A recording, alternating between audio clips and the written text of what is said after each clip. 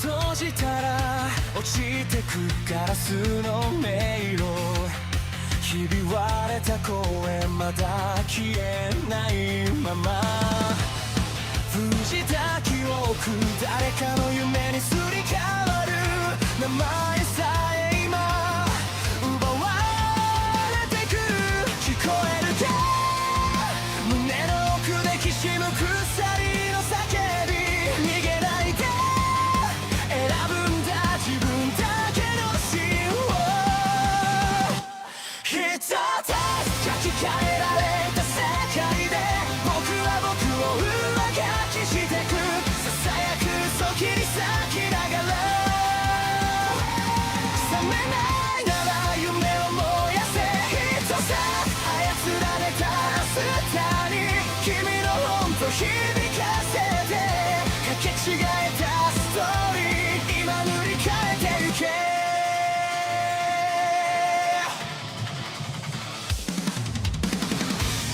黒いタイピン運命にコードが刺さる、笑うシステム感情を食らう、震えた指でログアウト先を探してる、でも君の手が確かにここにある、忘れるな偽物でも選ぶ痛みはリアル、奪えない願いだけが最後のパスワード、一つ書き換えられた世界で僕は僕を上書きしてく、ささやく嘘切り裂きながら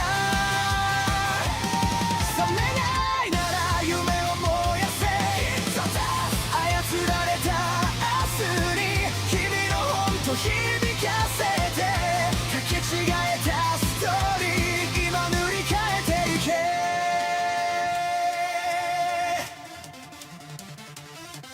必殺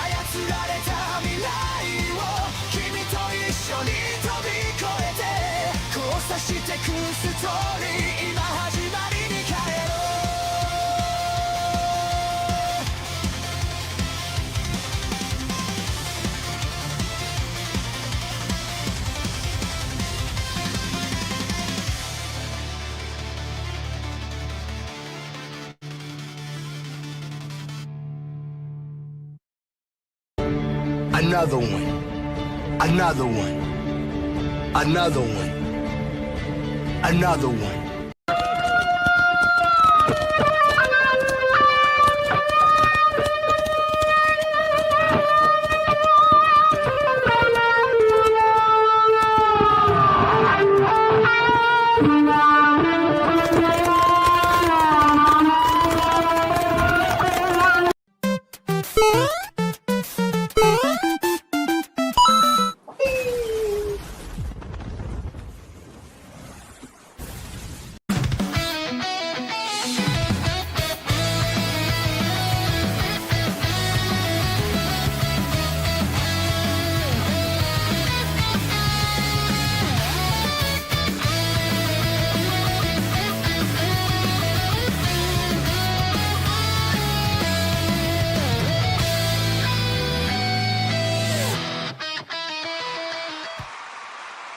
You guys really thought you were going to get away from the dance? Did you really think that there was going to be no dance? I mean, come on, let's be honest here. Let's be honest here. Did you really think there was going to be no dance? I wouldn't get comments like this. How am I going to get comments like this without the dancing? Come on, boys. What are you doing? What's wrong with you? What's wrong with you, man? Welcome, everybody, to another episode of Hypnocast. Let's go. Let's go, man. Come on, wake up.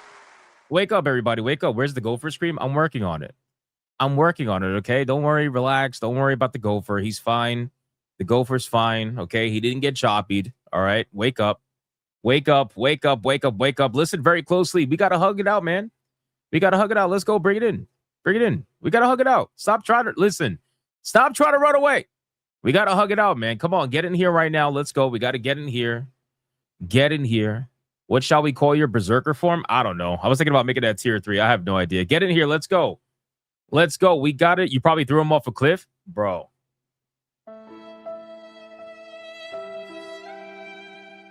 Is that necessary? Is that fucking necessary? You know, we need for Sweeney. Oh, man. That's crazy. You're making the gorillas go crazy. Listen, come on, man. Get in here. We got to hug it out. We got to hug it out. Let's go, man. Come on. It's a beautiful evening, boys. The anime intro's over. It's a Wednesday. Everybody's favorite day. Everybody's favorite day is a Wednesday. Get in here right now. Come on, hurry up. Let's go. Let's go. Ouch, that was dark. It's not that dark. All right. It's not that dark. Come on, get in here. Let's go and listen very closely. If you guys are watching over on YouTube, like this stream. Let's go. Like the stream. Like the stream. If you guys are watching over on Rumble, like the stream. If you guys are watching over on Twitter, like the post. If you're watching anywhere else right now, well, then you're gay and you don't like the anime intro. I mean, what's wrong with you? How can you not like that? It was epic. I even put in the fucking typical, power boost from like the death of a loved one. I did all that shit. Come on, how can you not like that shit? What's wrong with you?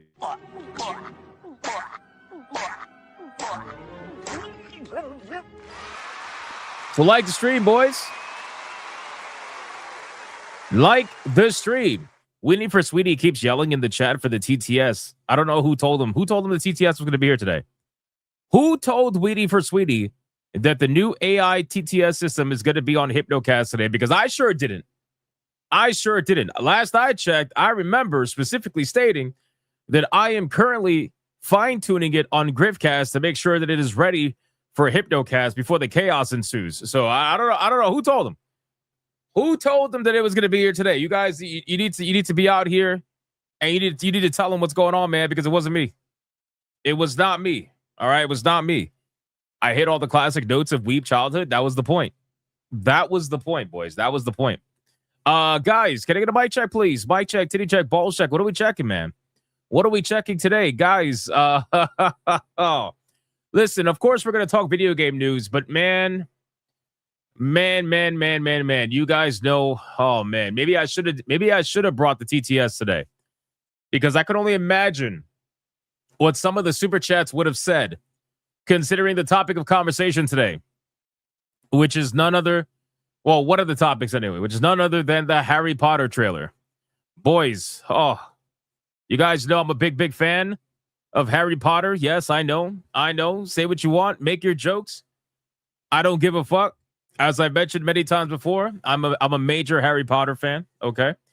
And I already knew this was going to be bad. I already knew what I was about to see was going to be terrible. But even knowing all of that, still somehow didn't make me prepared for the trailer. Boys, man, that trailer is something special, let me tell you. So we're gonna go over that today. But what else are we checking?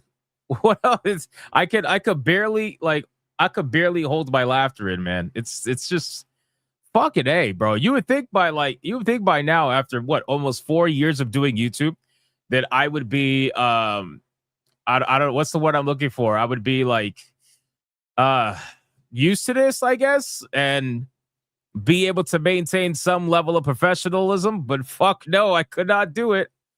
I could not do it, man. That trailer was great. It was great. And you know what's sad is that trailer. Anyway, we'll get into it, man. We'll get into it. What else are we checking? Break Griffcast TTS check. Yeah, that was. You guys are definitely having a little bit too much fun. You're having a little bit too much fun with the TTS, boys. I can only imagine what it's going to be like on Hypnocast. I'm actually a little bit scared. But like I said, once it's ready, we will bring it over here, and I will open Pandora's box, and we will just let the internet do what the internet does. Tiger King says, what trailer? Oh, bless your soul, man. Bless your soul. Anime Hypno check. Hey, I thought it was pretty good. Hey, man, I be snaping shit. Bro, oh my God. It just never, I guess you just never get used to it sometimes. I don't know. You should be scared of that. I am scared of that. I am absolutely scared of that. Night Stalking Tiger Beetle check. Okay. Well, that's definitely different. Pulled Pork Empanada check. That sounds really good. Really, really good. Shout out to you, man.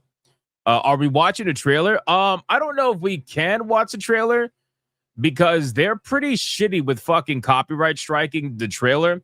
If we watch a trailer, I'm gonna have to pause it obnoxiously. Like really obnoxiously. So maybe we will, maybe we won't. I mean, I don't really know. We'll see. I know we could definitely look at screenshots, obviously, and talk about it. But we'll see how it goes. We was wizards and shit. Yeah, bro. All right, man. Listen, ESG scores are at their maximum, boys. We are indeed fully funded. Like the stream. Guys, in all seriousness, I hope that you enjoyed the anime intro. I put in as many callbacks as possible. I had anime waifus in there. Had the gopher in there, obviously. Had all the typical weeb shit that you should come to expect. The full arc, how he got his powers, the battle with the bigot army, and then eventually starting to lose the battle, only to eventually get the power boost needed, and then the death of a loved one, even though I don't know if I want to kill the gopher. I don't know. We'll see. Regardless, it doesn't matter. He caused the power up. Should I make that tier 3?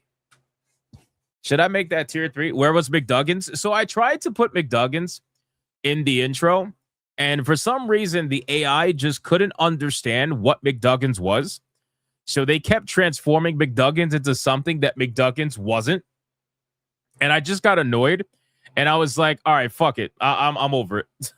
I'm over it. Like I did try to get McDuckins in the intro, but it kept just fucking with him. And I'm like, this is not the picture that I'm giving you, but whatever. Anyway, it's fine. I like it. I like it the way that it is. It's all good. Make the gopher tier 3, bro. Gopher can't be tier 3, man. Gopher can't be tier 3. Nobody understands what McDuggins is. Yeah, that's fair. I don't think anybody truthfully does understand what the fuck it is anyway. Anyway, guys. All right, let's see who's in here. Who's in here hanging out with us on this glorious Wednesday evening? It's a beautiful Wednesday evening. Let's see who's in here, boys. Who's in here? We got War Wizard. You stole my beard? No, I didn't, bro. Brother, I've had this beard since I was like a little wee teenager. All right, man. I didn't steal nothing. Black Tailgate. Gaming Wolf 87. D-Draconic over on Rumble. Mervoth over on Rumble. Felsteph. What's going on, Felsteph? Look what they did to Blabs yesterday. Oh, shit. That's right. Yeah, Blabs did get fucking struck. Yeah, I'm not going to show it. I'll go over that. I think I have her post saved because I was like, man, this is fucked up. Yeah. That reminds me. Yeah, good job, Phil Steph. Teacher Conic on Rumble again. Crash Collins over on Rumble. Blue Octopus is screaming at the top of her fucking lungs. Shout out to Blue Octopusy. We got Tenna Bray. What's going on, man? We got 17 Crash Gaming. We got Mr. Melancholy with a side of Creepy07. We got Mr. Blue Cthulhu. What's going on, man? We got Romanizer 24. We got Fractal Mage. We got Nick Havoc. Setsuda Shadow. You're a wizard, Hypno. True. King Joker. What's going on, King Joker? We got Raza over on Rumble. We got Phil Espa. Y2K Cowboy over on Rumble. We got Darkwind 25. We got Melody Johnson. Monkey Man 04. Weenie for Sweetie. Weenie for Sweetie wants a TTS because then he's going to spend all his money fucking trolling me. That's why he wants a TTS. Once he discovered how to make it work over on Grifcast, he didn't know how to fucking behave. All right, he didn't know how to behave. So that's the reason why he wants it. I already know. He's over here trying to be like, "Hey man, come on, for the better of the channel. Where's the TTS?" Nah, motherfucker. I know what your plans are. Okay? I know exactly what your plans are. Don't fucking lie to me, bitch. I know. We got Sonya Lisette. What's going on, Sonya Lisette? We got Midnight Mike. We got Kurakami. We got Black Tailgate says yes, tier 3. I might try to do a super void armored out Hypnotic for tier 3. I don't know. We'll see. We'll see how it goes. We got where we at, man? Gaming Wolf 87. We got Tuku Curry. We got who else? Fat Roller. What's going on, Fat Roller? Our cuz. What's going on, our cuz? Chaotic Holy. We got Joker with all the J's and the K. We got Ron DFKs. Everybody touch the hat now. Everybody touch the fucking hat now. Point at Ron DFK and touch his hat. Do it. We got Tommy Cheese, Harry Potter in the Hood. Yeah, that's pretty accurate. It's pretty accurate. What else we got, man? We got Weenie for Sweeney. Again, we got Marius. We got Phil Espa. Who else is here, man? Let me scroll down. We got Steve the Lynx. We got Viovis over on Rumble. What's going on, man? Yeah, McDuggins is too much for the... Yeah, McDuggins is way too much for the AI, brother. Way too much. Lucky Boy. What's going on, Lucky Boy? We got Commander Sonok. Dart Daimo says he is here. Shout out to Dart Daimos. What's going on, man? We got Tiger King. What's going on, Tiger King? Gopher for tier 4. Oh man. How are we gonna pull that off, man? Like, how is that gonna work? We got to kick it down it. What's going on, kicking down it? We got Dade 404. Beautiful Zexel. We got Archangelus. We got Craig Browning. We got Dormant Psych. What's going on, man? We got Dragon. We got, who else is here, man? Kratos. We got, what happened to the goose? He's dead. We got King Demon Wing. What's going on, man? We got Omega Man. Watching a new wrestling? Nice. We got Matthew saying, "Hero, please." What's going on? We got Spike Toilet Paper over on Rumble. We got Debo. What's up, Debo? Cognicat. 2K GameCuber. Who else is here, man? Let me scroll down. Backbone EJ8. We got Sam Fisher. What's going on, dude? And we got Sargon. We got Timothy. Panthras, questioning whether or not he's here. We got Ricardo Dawson. We got Moogle. All right, 4 more people, boys. And then we got to get on with the show. Let's go. 4 more people. Who's here? We got Antran. We got Kalen. I agree. I can't stop playing Crimson Desert either, man. It's fucking insane. We got Magdy32. We got Jason Alathor. We got Karnak Ketro over on Rumble. And last but not least, we got Dark Tanae. We got Odin Fox. Bebop. What's going on, Bebop? We got Tanya Raven. If Hypnotic doesn't call me out, I'll make sure he regrets it on TTS. Tanyan, with all due respect, okay? If the TTS was enabled, the chat would have already made me regret it during the intro. Okay? Like, we're talking lightning fast regret, right? So that threat doesn't mean anything. I'm just saying. Dragonite says bring TTS to Hypnocast. I'm working on it, man. I'm working on it. Come on. It takes because I need to utilize OBS in order to do so. So I have to transfer the show to OBS, which is going to be a lot of work. So that's why it's taking a little while. Whereas Griffcast, it's already on OBS. So you see what I'm saying? And we got, what's this? TTS will bring much glory to Hypnocast. Oh my God. Well, if TTS allows us to hit tier 2 without a waifu battle every night, then maybe I'll actually bring out a tier 3. But for the most part, I'm going to keep it at tier 2 until further notice. Yeah.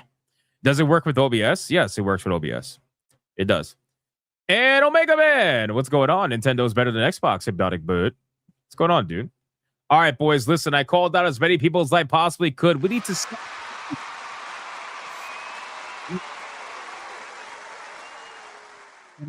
What is TTS? TTS stands for text to speech.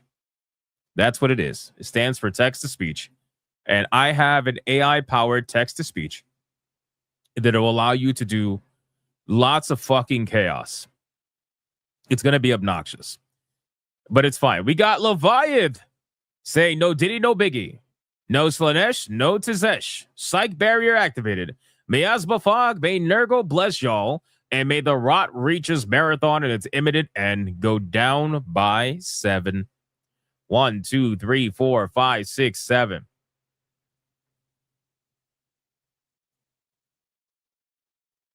Holy shit. You know, guys, you know, first off, what the fuck is that profile picture? Second off, why are we so thirsty for the fuck? Why are we so thirsty for the buddy shot? Why are we not fighting it? You know what? It doesn't even matter. Whatever. It does full facial. Whatever.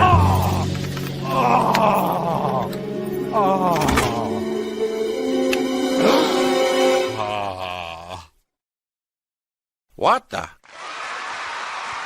It's getting ridiculous now. It's getting ridiculous now. We're gonna have to switch it up, man. You're making us have to switch it up. It's fucking insane. All right, boys, listen, we got a lot that we got to talk about today. Obviously, main topic of the evening is going to be, well, none other than obviously Harry Potter's new trailer. If you guys are not aware, I know that it's not a gaming related topic, but the reason why I'm talking about it is because for me, it hits a little bit close to home. Okay, I'm a big time Harry Potter fan. All right, it's not something I really promote out there too much. I mean, I do tell people all the time, but it's not like I don't have like a massive Harry Potter collection. I have a small Harry Potter collection.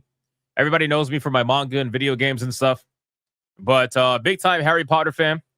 And I knew that the show, like I knew it was going to be bad with the Black Snape thing, but it didn't matter like how much I prepared myself for how bad I knew it was going to be. Watching the trailer just like made it. I guess it made it real. I suppose it made it real. You know, it probably made it very real. So that's really, when you see it in motion, I guess it's a whole nother story. So anyway, we're gonna talk about that. We're gonna go over the trailer, and we're gonna see what's going on with good old Harry Potter, the new trailer that was revealed today for the upcoming series, which is going to be based on the first book, The Philosopher's Stone.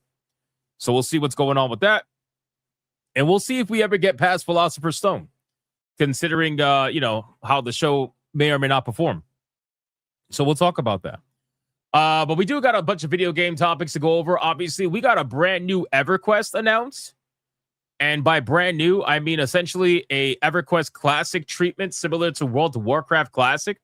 Another video game from my past. We got to talk about it. Apparently, it's going to be called the EverQuest Legacy or something, or Legends or something like that. So we'll talk about that. The developers behind Splitgate apparently are working on something new. I guess they completely abandoned their current game. For all intents and purposes, we got what else, man? We got some Fortnite news. We got developers virtue signaling again over DLSS 5. We're going to talk about that. We got Marathon rescheduling its end game because apparently it's not hitting well with its players.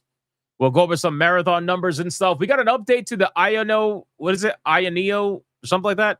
You know, the fucking $4,000 handheld. Apparently, they canceled pre-orders for the game, for the handheld. Apparently, because they can't sustain the cost for it. Apparently, it costs too much money to make it now because of the increased price and everything. So we'll talk about that. We got Borderlands 4 still being broken on PC 6 months after launch, and Gearbox admitting that they have more work to do in order to fix it on PC. It's fucking unbelievable, boys. It is unbelievable. We got potential Game Pass changes coming to Game Pass. We got some Crimson Desert news. We got to talk about their share prices and everything going up. Yeah. And obviously, we got some memes, man. $4,000 handheld. What the fuck? You don't know about the $4,000 handheld? Brother, shit's insane. It's insane. We got a lot we got to talk about, boys. We got a lot we got to talk about. But before we do any of that, man, we gotta thank the people that take the extra step. Boys, we are trying desperately to get to 605 tier 1s in a row and 288 tier 2s in a row, boys. We got to do it, man. We got to do it. Let's do our best. Forget the rest. And let's thank the people that went the extra step. Starting us off with a kicking Danitz. Look at this guy, man. A kicking Danitz, bro. Shout out to you. Gifting a membership right at the very start. Maybe this means we'll get lucky. Maybe we'll get a ton of memberships today. Maybe today will be the day. We'll get a ton of memberships, man. If we blow it out the park today, I will ensure that I will work my ass off to bring the TTS to Hypnocast as fast as possible. Even though I know it's a terrible idea. Mr. Melancholy would have too. You're a bigot, Harry. Oh, that's definitely coming. The amount of racial undertones this show is going to have is going to blow your socks off. We got Ron DFK. Would have too. How do you make tissue dance? Put a boogie on it. Oh, my God. Can you imagine that being in a TTS? Can you imagine? Can you imagine these awful fucking dad jokes in a TTS? Bro, I don't even want to. It'd be awful. It'd be awful. Moist flips his hand with a two. Okay, quick name change, and Native Jesus is back. You would like that, wouldn't you? You would like that, wouldn't you? Moist flips Shazam is crazy. Why would you change your name to that? What has possessed you to add Moist to the beginning of your name? Sir. What the fuck are we doing? Kratos Snape. Oh my God, look at that profile picture. Yo. Kratos Snape with a $20 banger says, "What's up, my wizards and witches? Here's a little pumpkin juice for you." Oh my God, bro. You know what's crazy? So Kratos Snape, right? The only reason why he's donating money is because he wants me to feature his new rap song, right? He's got like a music video and shit where this is why they hired Snape, right? Because they want to turn Harry Potter into like the hottest album of the year. So he wants me to show you his fucking rap song. So I'm gonna show you a clip of his rap song.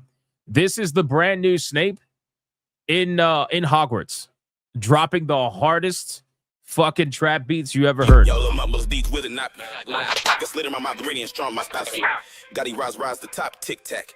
So bow down, witches, wizards. Keys by my way, lizards. Stream be ready, no more hand. Ain't mind these drop right. Lollies, lobs come out contact. So bow down, wrists Lord's back, and he's got the blizzard.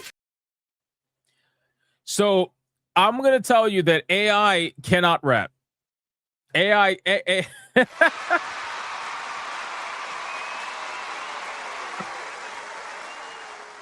cannot rap. You know, I put Black Snape into AI and I said, "Hey, make a rap music video with this character." And oh my God, it was awful. It was so awful that I had to show you. So that's just what it is, man. That's what it is. Anyway, thank you, Kratos Snape. I appreciate that, man. Little Jim's Halo with a 5. Did you see the Expanse Osiris Reborn being shown tomorrow? That one has my interest. Also, you're a ninja, Harry. We was drinking grape polyjuice. I did hear that they were going to be showcasing more about that game. I can't wait to see it. I'm so excited. I'm interested in both of these projects. I'm interested in Expanse. And I'm also interested in, what the fuck is the other one? Oh my God, Jesus, man. There's too many games out right now. I'm forgetting the names. We literally just looked at it the other day. Oh, anyway, you guys know what I'm talking about. I'm interested in both of them. But thank you, Little Jim Halo. Demon Carol with 17 months. They should have just race swapped the whole cast for the Goblet of Kool-Aid. True. Exodus, yes, Exodus. Thank you, guys. Thank you. I'm getting old, man. I'm getting old. Exodus, yes. I'm excited for Exodus, and I'm excited for Osiris. It's gonna be fun. Hopefully, we'll see. If not, I will definitely let you know. Kratos Snape with a 5. Late again. Hypnotic. 10 points from Gryffindor. Hey, fuck you, Snape. You're black now. Nobody cares. War Wizard with 189 here for this Weeb Otaku shit. Thank you. Thank you. I appreciate that, man. I thoroughly enjoyed the callback to the Dragon Ball Z Kamehameha split the enemy kind of shit. It was fucking cool. I like that. Alucard with a 2. I only came for the anime Sonya fighting scene. Do you mean you only came from the anime Sonya fighting scene, not for? You probably meant from. You probably meant from. That's okay. That's okay. We got Tanya Raven with a 2. Says Hypnotic is invincible. Thank you, Tanya. I appreciate that very much. I appreciate that very much. And then starting us off with the first membership banger, we got King Demon Wing dropping a 5 membership banger, and the chat scream.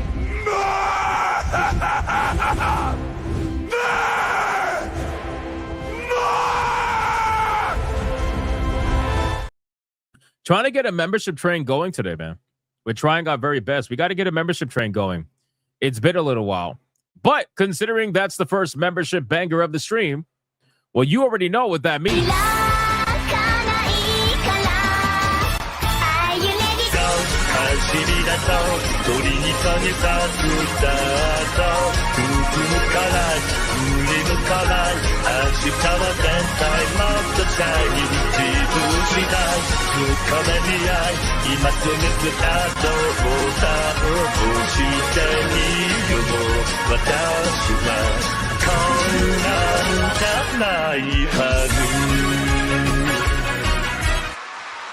Shout out to King Demon Wing.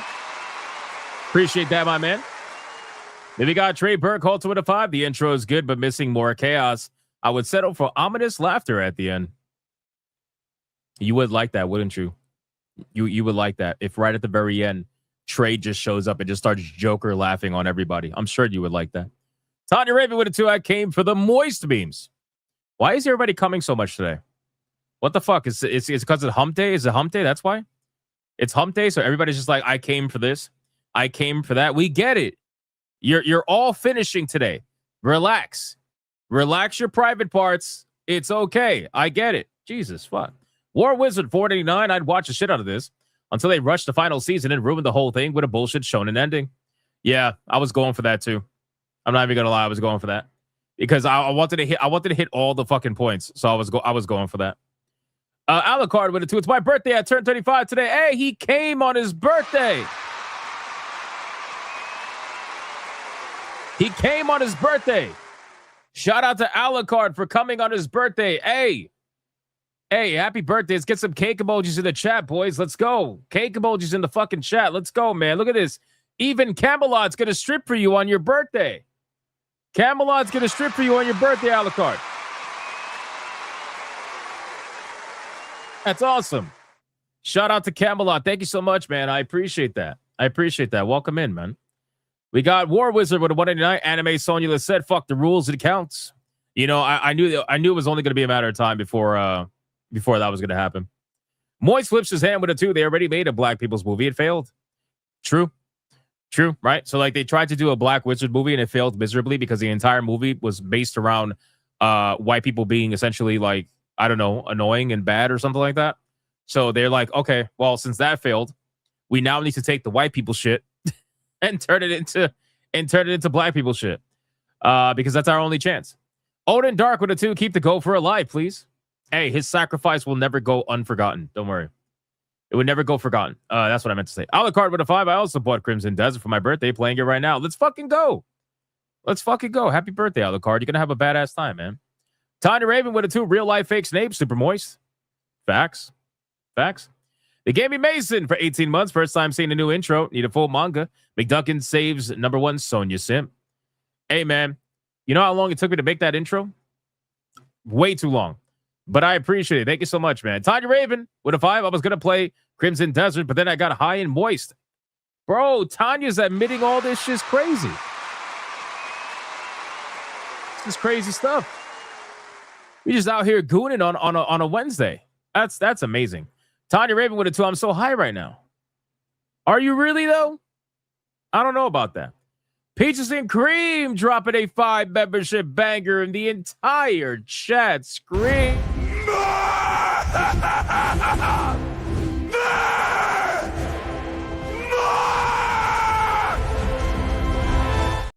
Shout out to Peaches and Cream. Thank you so much for the 5 membership banger. She's another one that was enjoying the TTS way too fucking much. Way too much. Okay. Like she was just out here with the dirtiest sounding voices, just like insane. You want to talk about goonin? Yeah, that's goonin for sure. Kratos with a 2. I got a new mixtape coming out soon. I'm not surprised. I'm not surprised at all. We got Sam Fisher with a 2. Black Snape, I can't breathe. I can't breathe. Yeah, but like, wouldn't he have like some sort of magic that would allow him to breathe? I mean, he is literally the second wizard known in the universe to be able to fly unassisted. The only other wizard that can fly unassisted that we know of is Voldemort. He's the only one. It's Snape and Voldemort. You would think he would have some magic that would allow him to breathe if somebody was on his neck. You know what I'm saying? I'm just saying. Just makes sense. You know? Odin Dark with a 2. Harry Potter and the Mixtape of Secrets. That sounds fucking badass. I want it right now. I want it right now. I want that right now. 100%. Yo, my most deeds with it, not I slid in my mouth, ready and strong, my style. Gotti rise the top, tic tac. So bow down, witches, wizards. Keys by my way, lizards. Stream be ready, no more hand. Ain't mind these fly pride. Lot these lobs come out contact. So bow down, wish his lord's back, and he's got the blizzard. That's right. Tic tac, motherfucker. Tic tac, motherfucker. Yo, that's so good. That's so bad that it's actually good, bro. You know what I mean? You ever seen a clip that just it's so bad. It's so bad. Oh no. Oh no.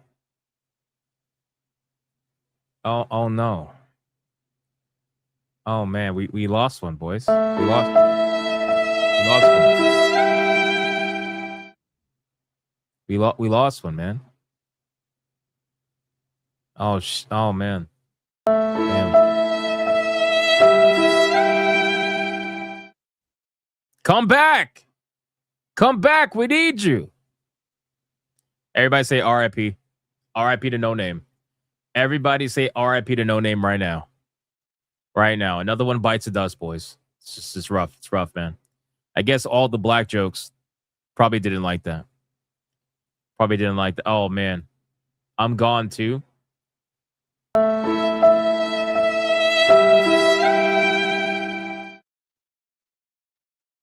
Damn. That's crazy. He says, no, Crimson Desert's waiting for me. Okay, that's fine. That's base. You can leave. You can leave. That's fine. I respect it. That's base. You can leave. You can leave. It's okay. No, it's all good. As long if that's the reason, based. Based, yeah. I wouldn't watch me either. Go play Crimson Desert. Absolutely. And then we got Tanya Raven dropping that membership. Thank you, Tanya Raven. I appreciate that very much. Legendary. Tanya Raven with a 2 says, and moist. She's so moist. Why is Tanya so moist? I don't understand what's going on. What is going on? Dr. Spike! Dr. Spike's making a membership train continue. Shout out to Dr. Spike.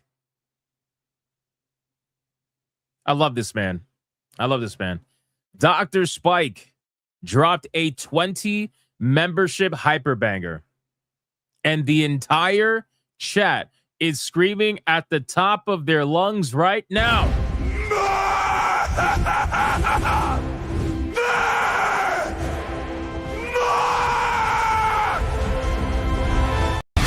right, boys, we got another Red Boy hyper banger. Let's bring the ladies in.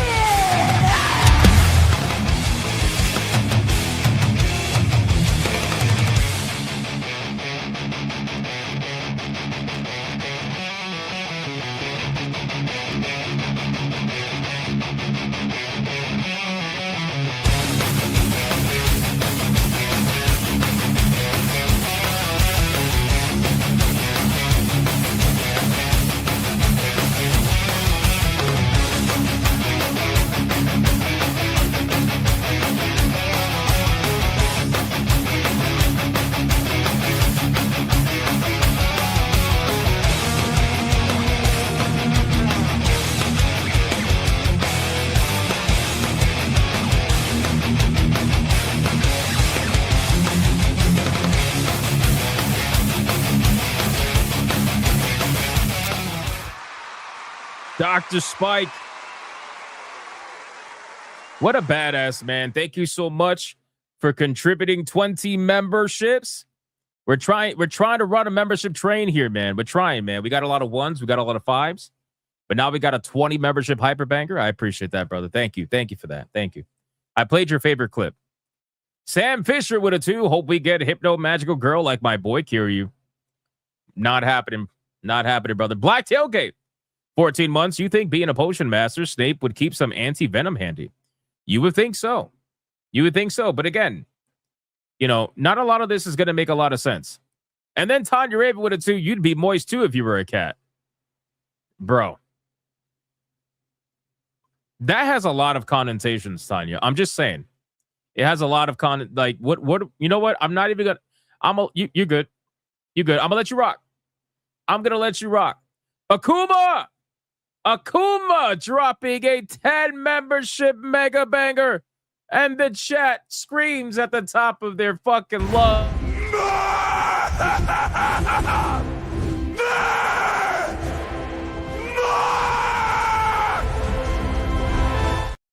Shout out to Akuma joining in on the insane membership train. I appreciate that very much. Thank you. Thank you for that. Thank you for that. All right, let's go over to Rumble. We're finished up on YouTube. Let's go over to Rumble, man. Rumble, we got Y2K Cowboy gifting a membership like a boss right at the beginning, like literally the moment it went up. Shout out to Y2K Cowboy. I appreciate that, brother. And then we got Crash Collins gifting a membership over on Rumble as well. Thank you, Crash Collins. And then Y2K Cowboy gifted another membership over on Rumble. Jesus Christ, man. Jesus, shout out to you, man. And then Midnight Mike gifted a membership over on Rumble. Bro, guys, we got a membership train going on Rumble as well. This is crazy. This is crazy. What are we doing? And then we got Draconic for $1 says, great intro, Hypno. Thank you. Thank you. I appreciate that, man. Shout out to you. I tried to make it good. And that's going to be the intro we're going to rock with for the rest of the season.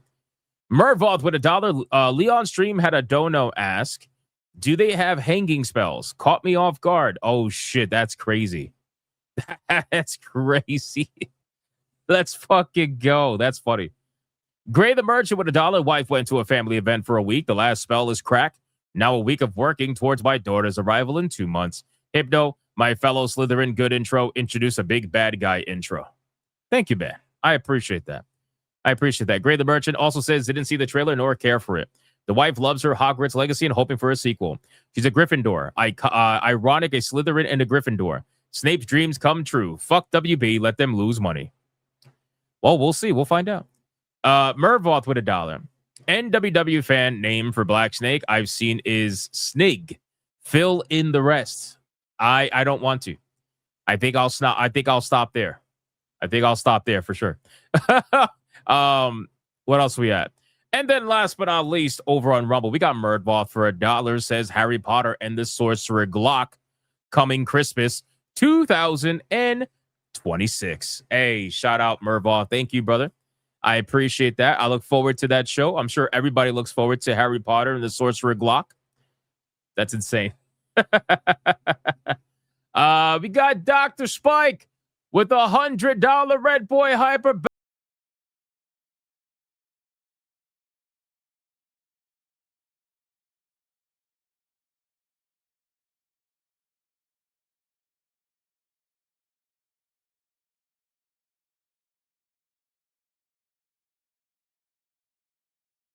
Hail, Hypnotic and bigots. Mama Doc could use some. Oh no. Oh no. Mama Doc could use some prayers. Oh man. Oh shit. Dr. Spike. Damn, man. Hey, I hope everything's okay. Hey guys, throw up some prayer emojis, man. YouTube and Rumble. Throw up some prayer emojis for Dr. Spike, man. The guy's here almost every day, man. Mama Doc needs some prayers. Shit, man. I hope everything's okay. I didn't read it at first. Sorry, I would not have rickrolled. My bad. I would not have rickrolled had I read the chat right away. But hey, I hope everything turns out okay, Dr. Spike. Thank you so much, brother. You want me to play a clip for you, or you want me to just leave it at that? I could play a clip if you want me to play a clip. Diet Spam says, you monster. Hey, no, it was an accident. All right, it was an accident. Leave me alone. It was an accident.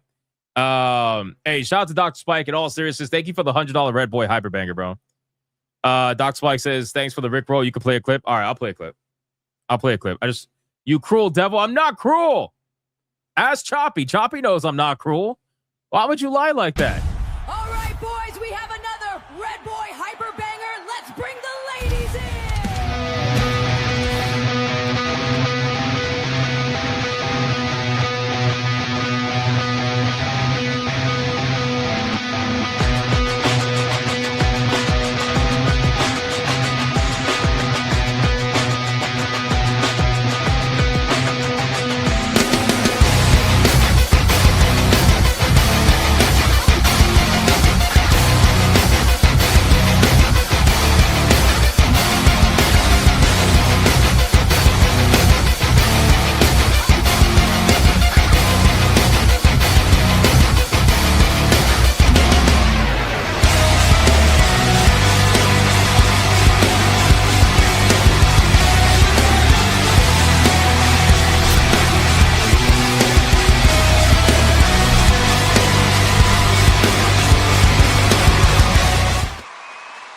I gave Mama Doc the song of the warrior. Okay, I gave her the Warhammer Girls, man. That's the song of a true warrior right there.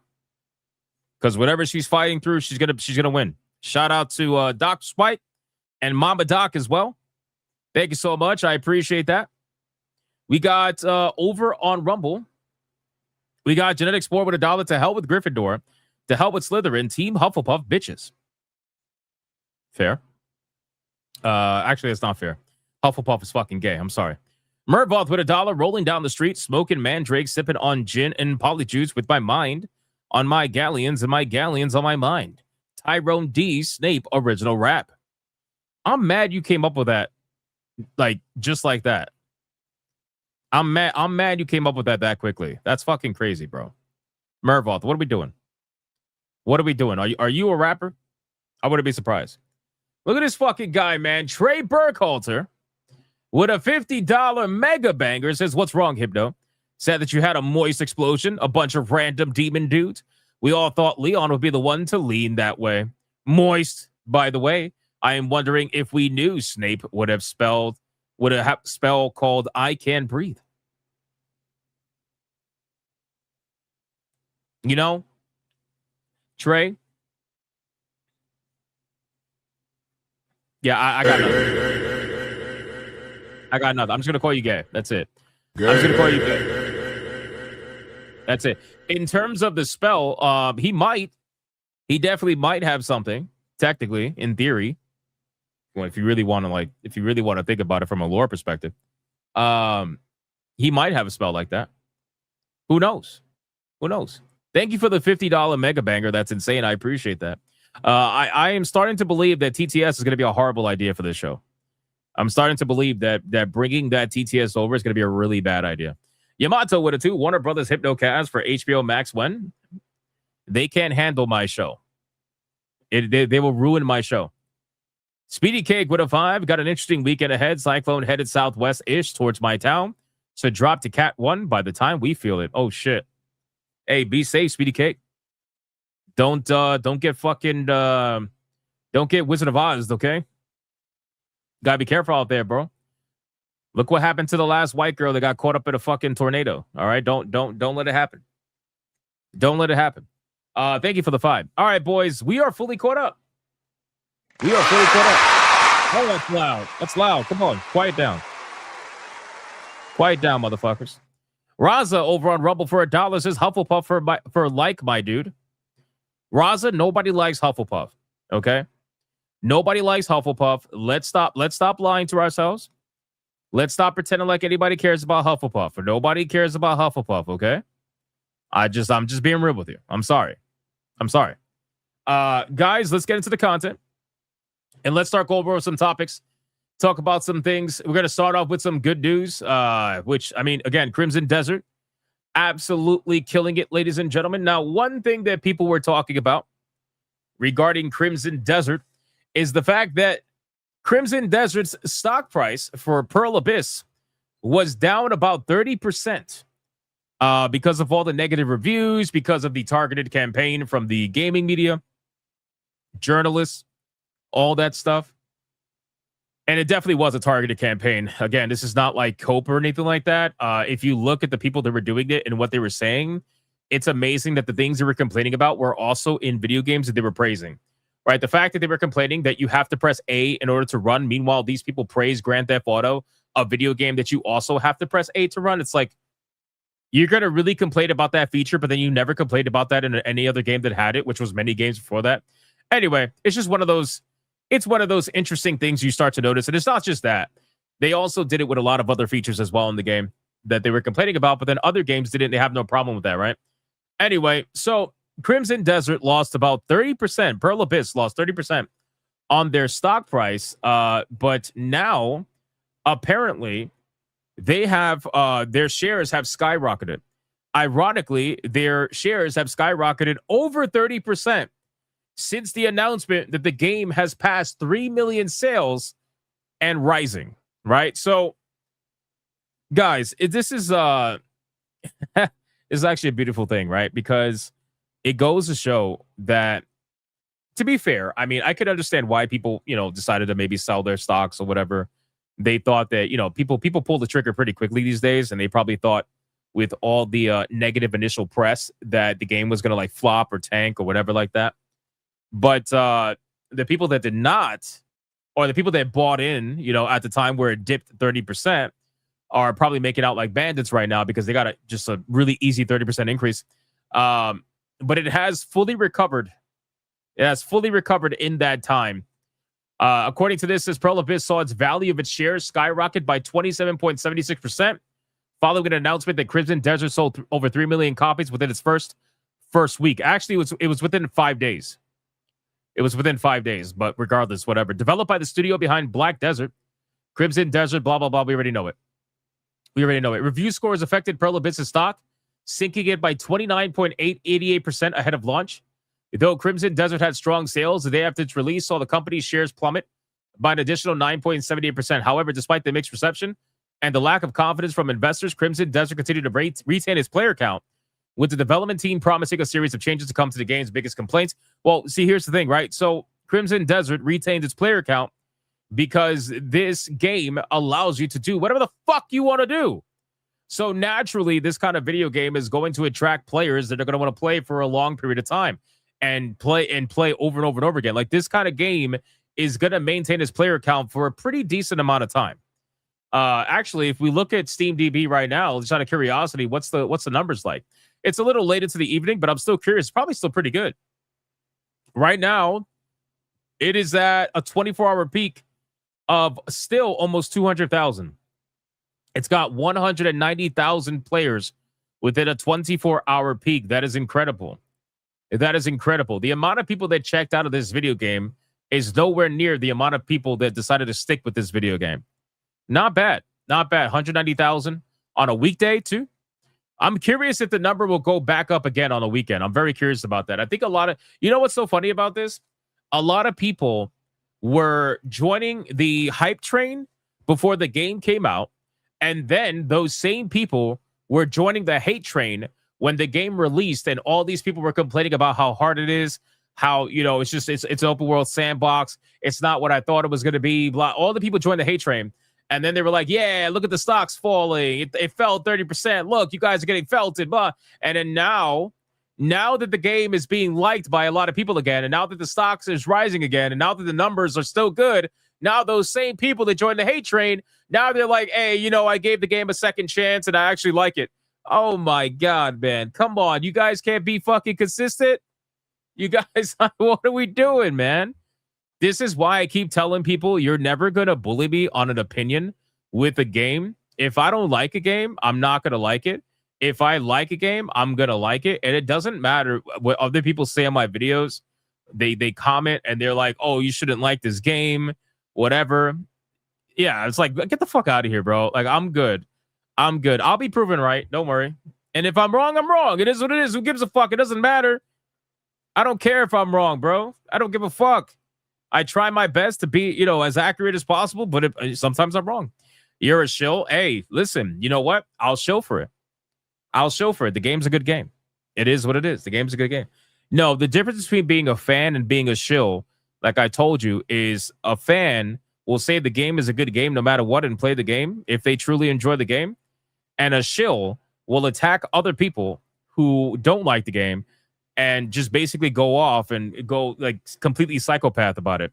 I'm not attacking people. I'm just saying, okay, well, if you don't like the game, you don't like the game. It is what it is, but I like the game. I think the game's a good game. So it is what it is. Dragonkin, yes. Hey, I'm actually having a great time with Dragonkin. I actually have I have a lot of hours in Dragonkin. I think I have more hours in Dragonkin than Crimson Desert. My hours right now in Dragonkin are 27.9 hours. My hours in Crimson Desert are 19 hours. Dragonkin's a really good game. I'm having a lot of fun. I'm doing endgame content in that game. I'm currently farming mythical equipment so that I could go past what is it? Desolation 1, whatever the difficulty for mythic gear is. I don't know. What is Dragonkin? That is it's a new ARPG that has dropped. Fantastic video game. You should go check it out, Tiger King. You might like it. You might like it for once, you know? But no, seriously, like with Crimson Desert, this game has proven that over time, it is one of those video games that I think, like I told you guys before, heavily misunderstood. Expectations were all over the place with this game, and there was a lot of people that went into this game thinking it was going to be X. The game ended up being Y, and they just weren't happy about it. And I think that's okay. I think, and I've always said this, these kind of video games, right? These kind of video games, when they're hyper polarizing like that, and they're hyper polarizing not because of the politics, but because of the gameplay, I actually like that. If it's hyper polarizing because of politics and agenda, nobody likes that. As much as the wokies like to say that that's amazing, they don't support that. So nobody actually really likes that. But when it comes to polarizing in terms of gameplay, I think that's a better thing. That's a better thing because then you'll see just how many people actually support XYZ polarizing game. And, you know, we saw it with Marathon. People are not supporting that game nowhere near as much as this game. And we're seeing it with this game, too. I think this game is even more polarizing, which is crazy because Marathon is polarizing as it is, especially with its art style. But I think this game is even more polarizing than that game. Just look at 1348. Yeah, exactly. Exactly. 1348 is polarizing, not because of the gameplay, even though the gameplay is bad, but everybody agrees the gameplay is bad. It's polarizing because of politics, and nobody fucking cares. Nobody's going to spend money on a polarizing game that's based off politics. But a polarizing game on gameplay, I think it's definitely a good thing. So if we look at, actually, I'm curious about Marathon. We're going to talk about Marathon later, but oh shit. It's projected to fall under 40,000 for the first time. I thought this game was going to maintain 50,000 on Steam. That's what I thought. Oh my God, it's going less than that. Holy shit. Really happening, boys. It's actually happening. Like what we're witnessing is a very, very, very slow death. It's a very slow death right now. Holy shit. Anyway, we'll come back to that. Fuck this game. We'll come back to that. So yeah. Also, by the way, the reviews have gone up. The reviews are almost at 80% positive now. Keep in mind, this game was getting hit in the beginning, and it was at a little over 50% reviewed over on Steam. Right? It was getting hit nonstop by negative reviews. Now it's going up there. In all actuality, let me see. Maybe I could see the chart. Let me see if I could bring up the chart. Hold on. Crimson Desert. Let me see if I could bring up the chart. If I could bring up the chart, that will help prove my point a little bit more. Let's see. Reviews, show the graph. Yeah, precisely. This is what I want. Okay, so check this out, guys. So look at this. This Crimson Desert over on Steam. Brother, look at this shit. Look at this shit. Look at what, when I say polarizing, right? Look at what happened. You had the initial brigade, right? March 20th, you had the initial brigade. 7,000 negative reviews, right? 10,600 positive reviews. Still relatively positive for the most part, but it was like almost a 50-50 split, right? Or like 40-60 split, right? And then it just started to disappear, right? 2,500 negative, 1,500 negative, 700 negative, 500 negative, 400 negative. It's basically, yeah, the patch helped a lot. You know, the patch definitely helped a lot with a lot of people. And I think what ended up happening was a lot of people that are here that didn't refund the game, they ended up changing their review to positive, or at the very least, they tried the game again and ended up liking it to the point where maybe they changed it later down the line. But you can clearly see it's a pretty good trend that's happening here. And now you have almost nearly no negative as of technically tomorrow, even though today's the 25th. For some reason, they're counting tomorrow. I guess that's how Steam loads it up. I don't know. But regardless, this is good. This is good. You know, people are saying, look, slow start, but it's a very good game. You know, it's a good game. Does it have its faults? Sure. But what game doesn't? Overall, I'm having a good time. I got used to the controls. It's very complicated battle mechanics, which is a good thing. Yeah, the game's fucking sick, man. The game is sick. I really like this game. This game gave me everything that I was looking for and what I was expecting from it. And honestly, more. And I think maybe I'm liking it so much because I went into it expecting to be disappointed. Because when a video game promises you all these things on social media, right? I was saying, you guys know, I was on stream saying that I think that they're over-promising. I just can't see how they're going to deliver on all this. And I was right on some of the things, like how the mounts are not permanent, how they're basically, you know, most of them are not permanent. They're basically quest-based. The jetpack and shit are quest-based, all that typical like MMO stuff. But everything else has just completely blown me away, you know? And I think that this is the kind of game, bro, I'm going to lose hundreds of hours in this game at the bare minimum, you know? So I love it. But again, if you don't like it, that's fine. I don't think this game's for everyone. I really do. And Ev says it's not only that, but every single female streamer is streaming the game on Twitch. Really? Why are they? Well, I mean, I guess because it's a popular game. Right. Actually, that's a good point. What is the viewership like? Is the viewership any good, or is it just kind of like whatever? Let me see. It's probably whatever at this point. Still got good numbers. 119,000 people watching within a 24-hour peak, and that's only Twitch. It had an all-time peak 6 days ago of 500,000. 36,000 people watching it right now. Yeah, I mean that's still pretty good. That's still pretty good. Still number 2 top sellers, number 1 in wishlist activity. This game skyrocketed to number 1 in wishlist activity. So there's a lot of people that want this game that can't buy the game right now for whatever reason. So anyway, regardless, you know, if you're still on the fence about it, I would say wait for a sale. You know, I wouldn't be surprised. These Korean games tend to go on sale pretty quickly. So, but considering the success of this game, it might delay the sale. But regardless, you know, by the end of the year, I imagine Crimson Desert is going to be on sale. Even if it's like 10, 15% off, whatever, I imagine it's going to be on sale at some point by the end of this year. And, you know, consider picking it up at that point if you want to, you know, try it out. But definitely tailor your expectations, you know, tailor your expectations and understand what you're getting into. And if MMORPG style gameplay in a single player sandbox environment does not excite you, then I would stay far away from this game. Personally, I would stay far away from this game. But if it does interest you, wait for a sale. You're not going to have to wait very long, and then you can pick it up. All right. Well, that's basically it for Crimson Desert. They are currently felting all the haters. You love to see it. You love to see it. You played WoW for 20 years? Oh, shit. My condolences. Condolences, man. Holy shit. Does it have empty grind? Well, what do you mean by empty grind? Like, do you just mean like grinding endlessly for no reason? I mean, I'm sure you can say that it does with some of the like farming mechanics, but I think it's kind of fun, man. Some of the shit that you can do. Like, I didn't realize you could Spider-Man mine. You know what I mean? I didn't realize that you can actually climb up a wall and take your mining fist and fucking mine ore that's on the wall while hanging from the wall like Spider-Man. It's fucking crazy, bro. It's just, anyway, like I said, this interesting things that I'm finding out every single day. You're 44 now, started WoW around 17, 18. Holy shit, my guy. That's crazy.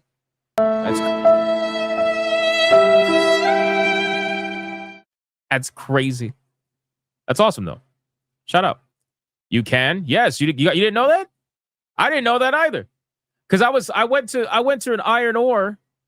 I went to a spot that had iron ore, and I was like, how the fuck am I gonna mine the ore that's on the wall? Like, I can't fly. So how the fuck am I gonna do that? So I started climbing, and then once I got to the ore that was mineable, I saw an option to be able to use the drill fist and mine the ore on the wall. So he ends up mining the ore on the wall while hanging from the wall. And I was like, I didn't know I could do this. Bro, I'm telling you, man, this shit, you're mining in weird spots to do it. Yeah, dude, I didn't know I could do that. The stuff that you discover while playing this game is crazy, man. It's like every time I log in the game, I find out something new. You know? I'm pretty sure there's other ways you could do it too, but that's just something that I found out. You know? But yeah, it's pretty fun, man. The game is awesome. All right, let's catch up on Super. So we're gonna get to the next topic, man. What do we got? Shout out again to Trey for the $50 mega banger. That was awesome, brother. I appreciate that, man. We got War Wizard 189. Snape's gonna need that gillyweed so he can breathe. I was gonna say something funny, but like that's funny enough. I got nothing. Kratos with a 2. Crucio. Are you practicing your rap album here? Grill Guard with a 2 says, I play Warframe. Well, I like Crimson Desert. Totally different games, bro. Totally different games. That's I really can't compare those games, man. I'm sorry. Like, I feel like it's really difficult to compare those games in any way that will make sense. I will just say, if you like, how can I put it? If you like, well, I mean, especially if you play Black Desert Online. If you ever play Black Desert Online, you should definitely play this game if you like that. But no, I can't tell you yes on that.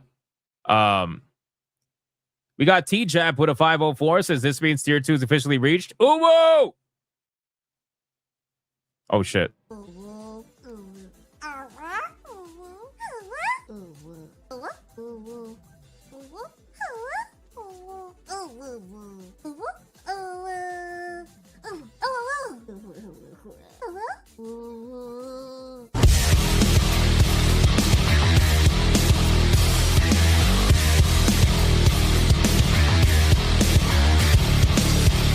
Shout out to all you guys, you absolute fucking psychopaths. I love you so much, you bastards. Holy shit, we got to tier 2, boys. That's 288 tier 2s in a row. Damn, man, I'm gonna have to do a tier 3, man. Am I gonna have to bring this armor out? Am I gonna have to bring this transformation out, boys? Am I gonna have to do it? Am I gonna have to do it? The purple is so sick, man. That's so sick. Am I gonna have to do it? Look at that. Look at that. Bro, look at that. Look at that. I thought that was so sick. I love the purple. Just like showing the void power and shit. Gonna have to happen, man. It's gonna have to happen. I'm gonna have to pay a fucking VTube rig artist an insane amount of money. An insane amount of money to make this happen. It's gonna have to happen though. It has to. That was so sick. Obviously, I was going. I'll give points to anybody that can guess what I was going for here. I'll give somebody points. I'll give somebody points if they can figure out what I was going for here. Come on, man. As a weeb, you should know. You should know what I was going for here, man. What was I trying to reference in this particular scene? Dark Knight? No. Spirit Bomb? No, but you're close. You're close. Kamehameha? No. No. Gallic Gun? No, you're close. You're close. Rasengan? No. Hakai? No. Gambit? No. Big Bang Attack? No. You're close. Final Flash. There you go. Final Flash. That's what I was trying to do, the Final Flash. That's what I was trying to do, with the hands out on the side and then bringing them to the middle and shit. That's what I was trying to do.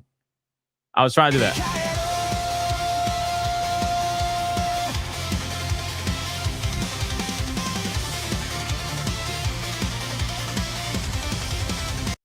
This is so cool. I love this so much. I'm going to have to make it happen. Oh, man. It's just more money to spend. More money to spend. Fuck! I'm going to have to make it happen, man. This shit is so sick. The purple, there's something about the purple transformation. It looks so sick. Look at all those journalists. Yeah, so what it is, the lore that was in my mind is that, like, the void powers allow me to see the journalist's true form, which is the red.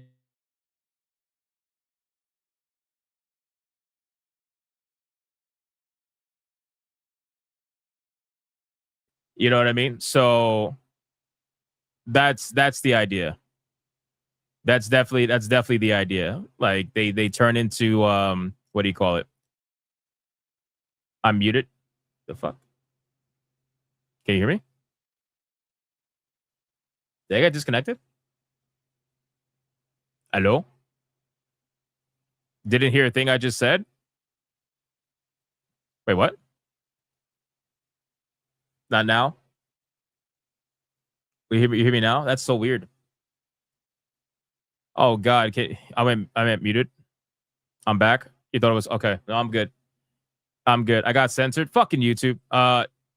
No, what I was trying to say is that the lore idea is that I can see the journalists for what they are, and basically bring out their true form so that they can be ultimately destroyed. Does that make sense?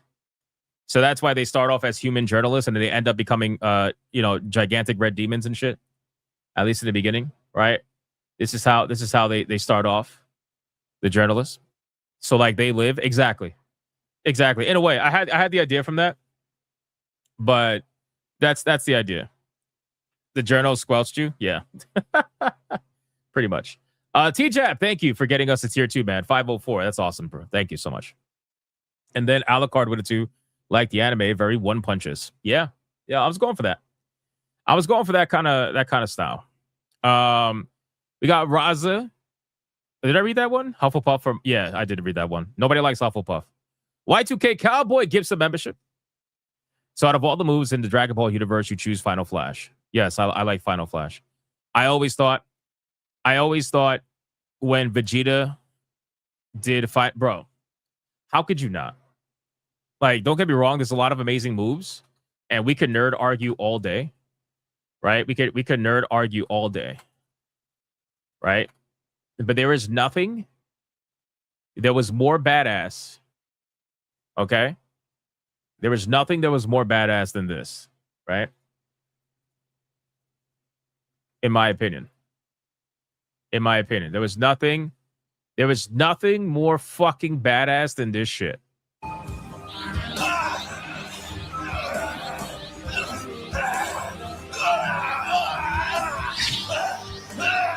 Bro, come on. Like, don't get me wrong. There is other, like, don't get me wrong. There's other moves that are badass, right? In Dragon Ball Z. But with all due respect, he lost the fight. I don't care. With all due respect, Vegeta's Final Flash, all right, against Cell was badass for a whole bunch of reasons, right? It was badass because Vegeta really thought he was going to do something against Cell. Cell knew that he was going to survive, but didn't realize how damaged he was going to be, even though he came back from that. Whatever, it doesn't matter. He was still, shocked. And ultimately, it just showed, like, I don't know, man, Vegeta's arrogance. It was just so good.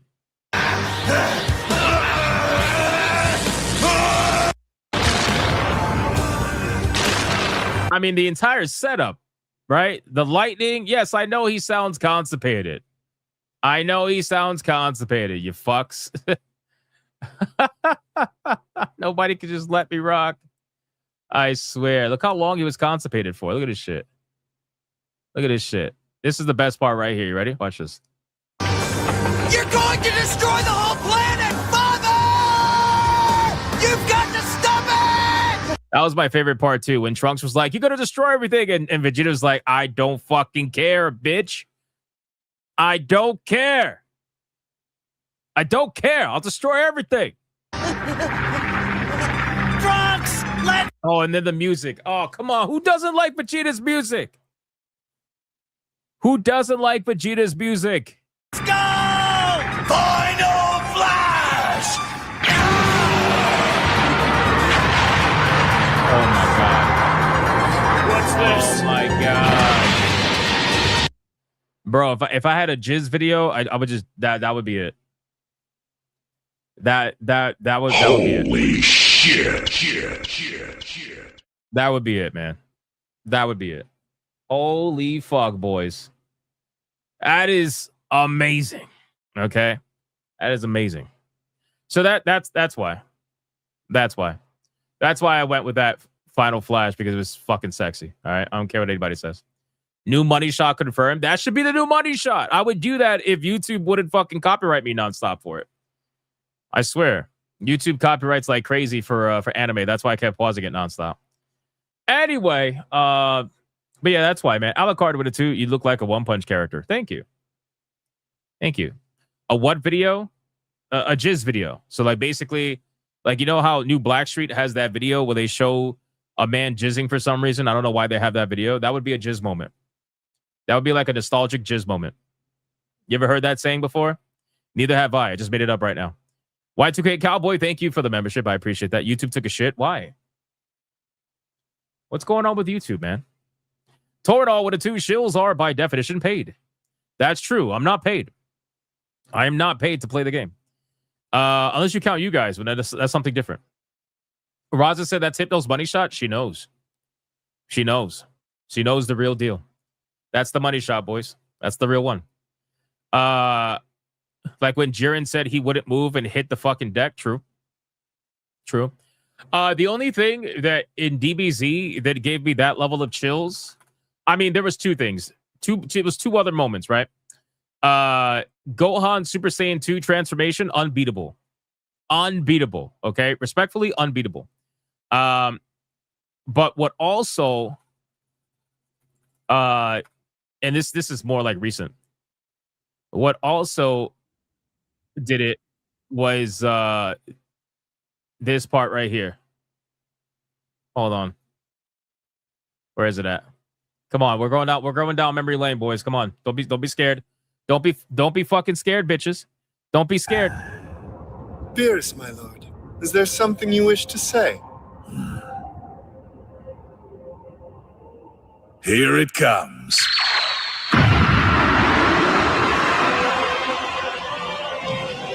Bro.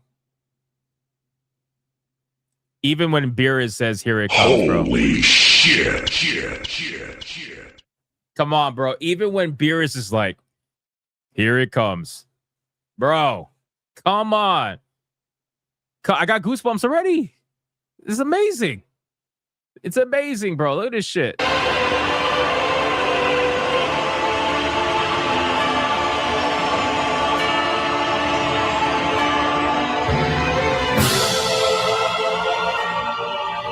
Not to mention the godly music and everything, too. It's just a plus. And then towards the end, when he's like gooning over fucking Goku and shit. Well, I don't think they show that part. And then when Goku's like, he doesn't even realize how fast he is. Where is it at? Right here. When he's like so shocked at how fast he is.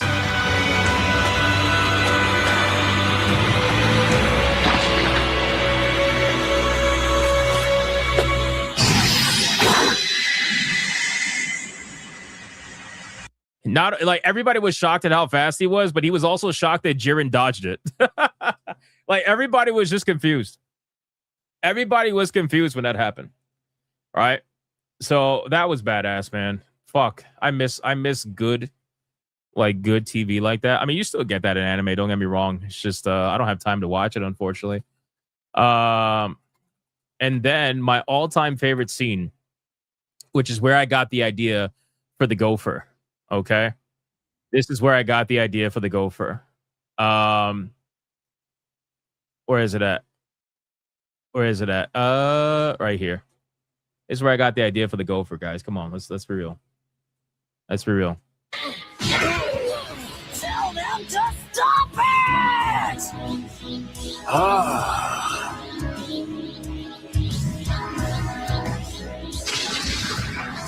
That's the way. Let it all go. Oh my God, man. This scene is unbelievable. I'll never forget this. I will never forget this from my childhood. This is a literal This is a literal holy shit moment. You know what's sad? It's because of the Japanese as to why Gohan became a bitch. It's because of the Japanese. You want to know why this moment was so good? So the reason why this moment is so good is because Dragon Ball spends the entire cringe maxing with English dub. Listen, brother. Okay, we're just going down memory lane. Relax. Dragon Ball spent the entire series leading up to this moment, right? It's not like Gohan just fucking got Mary sued and got powers out of nowhere. All right. They kept teasing Gohan's hidden power for multiple fucking arcs, right? Multiple arcs, all the way back in the beginning with the Raditz arc, where out of nowhere he just fucking felt Raditz in the chest. And then obviously Piccolo training him and realizing how powerful he really was, but then not realizing. And then like when Nappa and Vegeta show up and then his power, when he gets angry and shit out of nowhere, Vegeta's like, what the fuck? Nappa's like, what the fuck? Everybody's like, what the fuck?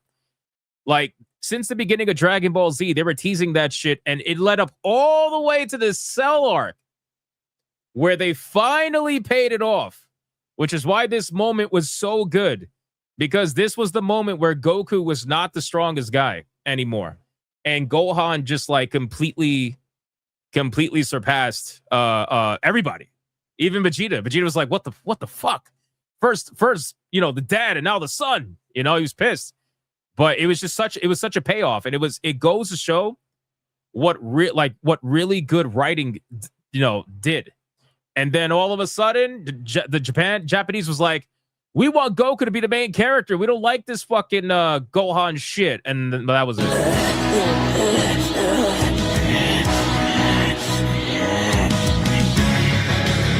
Fuck, I love this movie.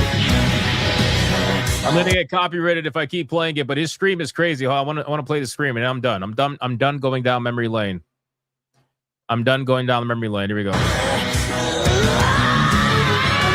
The violin.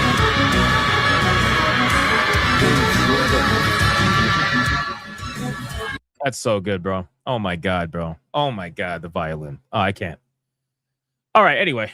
Enough nerding out. Fuck you guys with the nerd shit. You nerds.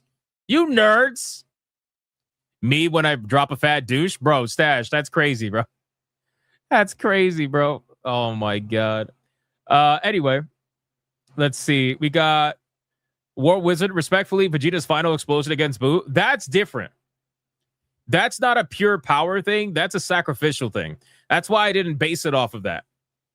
Right? Because like him doing the explosion and shit, it's when he finally admitted that he had respect for Goku. And he finally admitted that he's more human now. And he loves Trunks and he loves Bulma and all that shit. That was like a total character transition. I always viewed Vegeta's sacrifice against Boo to be the death of OG Vegeta and the rebirth of like more humanistic Vegeta. even though Vegeta still maintains, you know, his pride and shit like that, at the end of the day, I feel like that was the death of Vegeta as, you know, as he originally was, you know, and ultimately became who he ended up becoming now. What's up, Toasty? We're just nerding out right now. Sorry, Toasty. We're just fucking nerds, bro. We're just absolute nerds. And then we have some people in the chat who are like, you're so gay for picking English to fuck off. All right. Love you guys. Tanya Raven with a 2. It's a wonder Earth wasn't destroyed. True. Kyanid with a 50. Pearl Abyss is working on multiplayer for Crimson Desert. That's not confirmed. People gotta stop. They gotta stop reading headlines as if it's confirmed. So it is not confirmed. What the developer said was that if the reception is positive, they could begin working on DLC or multiplayer content for the game. Although, can we just have a moment of irony here that there could potentially be multiplayer content for what's essentially an MMORPG turned into a single-player video game to begin with? So you're going from MMORPG to single-player, now back to multiplayer? Like, there's a level of irony to be had there, you know? Tanya Raven with a 5. I grew up on Robotech and Sailor Moon. DBZ soured me due to Yu-Gi-Oh's bad story writing. Oh, okay. All right, fair enough. Yu-Gi-Oh is a bit all over the place. I feel like Yu-Gi-Oh, man, I really enjoyed Yu-Gi-Oh up until once they got to the Egyptian gods, it started to become a little ridiculous. Although I did enjoy the Egyptian god arc. I did for the most part, but it started to become a little ridiculous. And they kind of like Pokemon too. Like Pokemon became a little ridiculous after a while. But then, yeah, I mean, like Yu-Gi-Oh was definitely. I feel like it not that it overstayed its welcome, but they just didn't know what they wanted to do with it. And to be fair, Yu-Gi-Oh initially, I don't know if you guys know this. I've said this before. Toasty says she always liked Digimon. Digimon was good. With Yu-Gi-Oh, to be fair, it had a little bit of an identity crisis in the beginning, because Yu-Gi-Oh, at least with the manga, was initially supposed to be a horror series. That's what it was supposed to be. So it was supposed to explore darker themes, right? And eventually, due to its success amongst like shonen fans, it ended up becoming more of what we know today, which is not a horror series. Obviously, it ended up becoming like, you know, your typical like battle shonen and stuff like that. But it was meant to be a lot darker. It was meant to be more sinister. But they kind of killed that because they wanted to chase the popularity, which I get.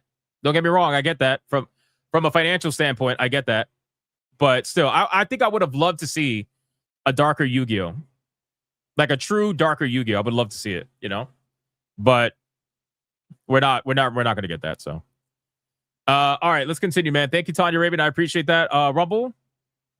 Deadice Lock says Harry Potter and the Dark Arts of Oppression. You know, there is a little bit of irony to be had now that the teacher for the dark arts is black. That's definitely a thing. That's definitely a thing. Potion Master on top of that too. That's also a thing. Hold up, Gohan was badass in Super. Nah, bro. I'm sorry. Gohan will never be as badass as he was as in Super Saiyan 2 form as a teenager. That's when he was like ultimate badass, in my opinion. It was crazy, not gonna lie, the darker aspects of older Yu-Gi-Oh. Yeah, I mean, if you see it in the original manga, you could definitely see where the series was trying to go, and then eventually it just kind of like tapered off. What about Beast? I think Beast is fucking gay. I'm sorry. I think Gohan Beast is absolutely gay. I see. The thing is, because it's not, I feel like it's not earned, right? Everything after Super Saiyan 2 Gohan was not earned fully, in my opinion. They always ass pull his transformations. Now, granted, they ass pull Goku too, but Goku has like a legacy of training behind him where like, at the end of the day, it can make sense. But like Mystic Gohan and fucking Beast Gohan and all this, bro, it's total ass pulls. It is total. It's like hey, we need Gohan to catch up to everyone else. So we need to come up with an excuse as to how we can get him to be as powerful as everyone else. You know, it's like, anyway, whatever. It is what it is. Beast Gohan was forced. It absolutely was forced. They just wanted all the Saiyans to be on the same level or at least similar level. That's what they wanted. They wanted Gohan, Vegeta, Goku, Broly. They wanted all of them to be at a similar level for whatever the future of the series is. So they ass-pulled Gohan to fucking bring him to their level. You know, even Piccolo's transformation. It's like, bro, whatever. And then, anyway, it is what it is. It's not a DBZ stream. We're just nerding out at this point. Draconic with $1 Hypno. They did animate a darker Yu-Gi-Oh! Called Season 0. Season 0, damn. Raza says, LOL out of Prince, the Black Spine Siren. Not as gay as Beast, Cell, and Piccolo. Yeah, that shit was weird. It was all weird. That whole movie was weird. But regardless, whatever, anyway. All right, we're fully caught up, boys, on YouTube and Rumble. Let's get into more content. Let's get out of that. X this out. Guys, hold on really quick. We got rumors that are swirling about a Game Pass change. Just want to touch on this really quick.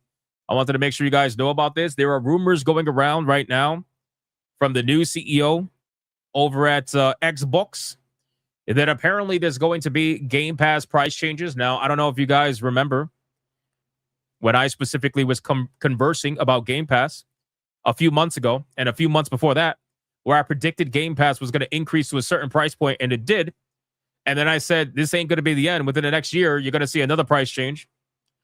Well, shit, looks like we're about to see that. Now, this could obviously mean that it could go lower, it could go higher. I think what it's going to be is that they're going to introduce a cheap tier. They're going to introduce a cheaper tier of Ultimate, probably, and then keep the higher tier locked behind, day one games or something like that. I think what Xbox wants to do, and I could be wrong. I think what Xbox wants to do is I think they want to get away from day one video games on Xbox Game Pass, because I think they want to train Xbox buyers to start buying games again. I don't know how they're going to do that, to be honest with you. I think that it's a little bit too far gone now. I think that the majority of Xbox players have come to expect day one games with Game Pass, and I think that it's going to be very difficult for them to get away from that strategy. Not only that, they also want to lead into cloud gaming, so that's kind of going to defeat that strategy too, in a way. I don't know. I think that they want more people to buy games so that their studios can start making money again, because a lot of their studios that were utilizing Game Pass, they lost a lot of sales, right? Perfect example is Call of Duty. Look what happened to Call of Duty, right? Call of Duty lost an estimated 4 million copies, okay? Because it was available on Game Pass. 4 million copies. That is fucking insanity. They estimated that it was about a $500 million loss by going on Game Pass. Now, you can argue that resulted in more microtransaction money, and perhaps you are correct. But at the end of the day, for you to set yourself into a $500 million hole just in the hopes to try to bring it back up again, it's a crazy strategy. Because before then, you were able to actually get all the sales and microtransaction money. So now you're putting yourself in the hole just to bring yourself back out again. It just doesn't make much sense. So what they might end up doing is they might end up having two different tiers of Game Pass Ultimate, where they'll put certain video games day one on the cheaper Game Pass Ultimate, and they'll reserve bigger video games like Call of Duty for the higher version of Game Pass Ultimate. But then you run the problem of potentially overcomplicating things. See, people don't like overcomplicated plans. People like really simplistic plans when it comes to subscription services. If you have like 6 different fucking plans, people are going to get annoyed. They're going to get annoyed, and they're less likely to subscribe. So you have to make it as simple as possible and not overcomplicate it, because I already think it is overcomplicated. I think Game Pass is way too overcomplicated for a lot of people. So I don't know. We'll see. We'll see how this goes. But I think that's what they're going to do. They already have that, do they? So do they lock Call of Duty behind a more expensive Game Pass Ultimate? Quinn? Again, I don't use Xbox, so is that what they're doing? Because I think Call of Duty really opened their eyes to how much money they're losing with this entire situation. So I'll be very curious to see. Archangelo says, I think I was buying games even when I was on Game Pass. When the price increase happened, made me say, nah, forget them. I'm pretty sure a lot of people will begin removing themselves from Xbox. Maybe. We got David with a 2 says Xbox realized not selling games led to lazy developers. Yeah, I mean, it definitely became a problem. Quinn said Ultimate, Standard, and Core. Yeah, but okay, so here's the thing. Day one Game Pass is available for Ultimate, right? What I'm telling you is that they are going to split the kind of games that are available on Game Pass Ultimate into something else, right? Because they can't put games like Call of Duty on Game Pass Ultimate and expect to make a profit. They've already admitted this. So they have to put it on a tier that is going to be more expensive. That way they can hope that the money will offset the amount of sales they're going to lose. And then microtransaction money will go back to becoming gravy instead of becoming the main course meal. You know what I mean? Like they want microtransaction money to just be extra, which is what it was to begin with. They ended up training their customer base to turn microtransaction money into the core money. And that doesn't leave you much room for error. And to be fair, Xbox has made a lot of errors. So they need to find a way to make up that money somehow without getting rid of Game Pass. Day one games, as you know, because again, I don't think they can. As much as they may regret it and may want to potentially go back on it, I don't think they can. I think they will have a fucking I think their players will absolutely have a mutiny. I think they will lose their shit. So they got to figure this shit out one way or another. I don't know how they're going to do it, but they got to figure it out. Denarier with $1 on Rumble says Game Pass hasn't made significant profit yet. Its initial price was designed to attract users similar to how streaming services did. Will Black Snake speak fluent Scottish Ebonics? Pretty much. Yes to all of that. Maybe. I don't know. We'll see. Splitack says, so basically Hypnotic Game Pass Ultimate for games day one, but Call of Duty expansion pack plus $14.99 to get COD in subscription. Maybe. Again, they have to come up with a strategy because Call of Duty, I think, definitely made them realize that they were giving this shit away for way too little. And they just are not, especially since Call of Duty has lost a lot of its popularity, especially with the recent Black Ops. It doesn't leave you room for error, right? So that strategy may work when you have a Call of Duty that's pulling in, hundreds of thousands, millions of concurrent players. But that strategy is not working when your recent Black Ops is struggling to hit 60,000 whatever concurrent players. Like, what the fuck is Black Ops at right now? I haven't even checked. Call of Duty Black Ops. What was it? 7 is the most recent one, right? So the problem is on Steam, the numbers are combined in the Call of Duty app. So, guys, look at this. Look at this. If you look at this, do you realize how bad this is? Do you realize how bad this is? This is the Call of Duty app, right? Meaning that every single multiplayer Call of Duty is included in this 37,000 number.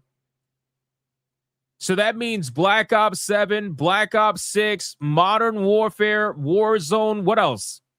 What else is in this number? Everything is in this number. That's crazy. That's fucking awful. So at least on the PC platform, a lot of people are checking out of this. That's crazy, man. Hypnotic, no. Black Ops 6, Black Ops 7, and Warzone. Other games got excluded to standalone. Are you sure about that?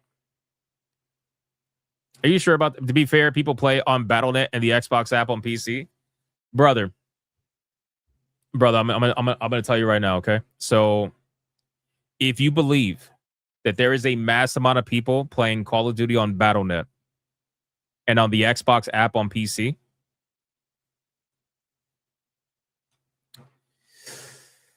yeah. Why the fuck you lying? Why you always lying? So Battle.net is primarily utilized for World of Warcraft and Blizzard products. All right.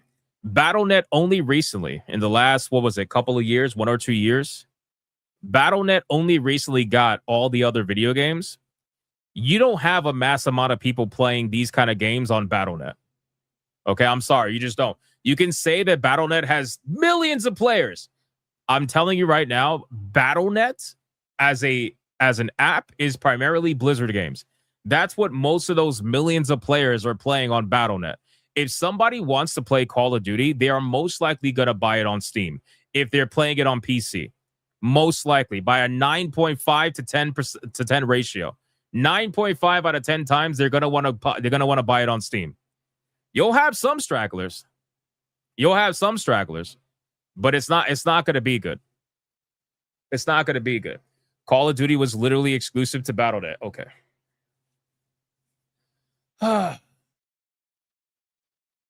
Fine. You got it. Everybody's playing on Battle.net, guys. Everybody's playing Call of Duty on Battle.net, guys. That's it. That's what it is.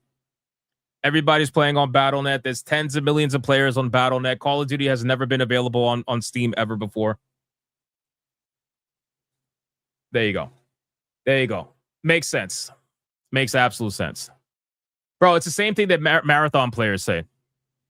It's the same thing that marathon players say when they're like, oh, there's millions of players playing on PlayStation. Steam numbers don't matter. Nobody's playing this shit on Steam. Okay. All right, brother. Come on. We serious, man?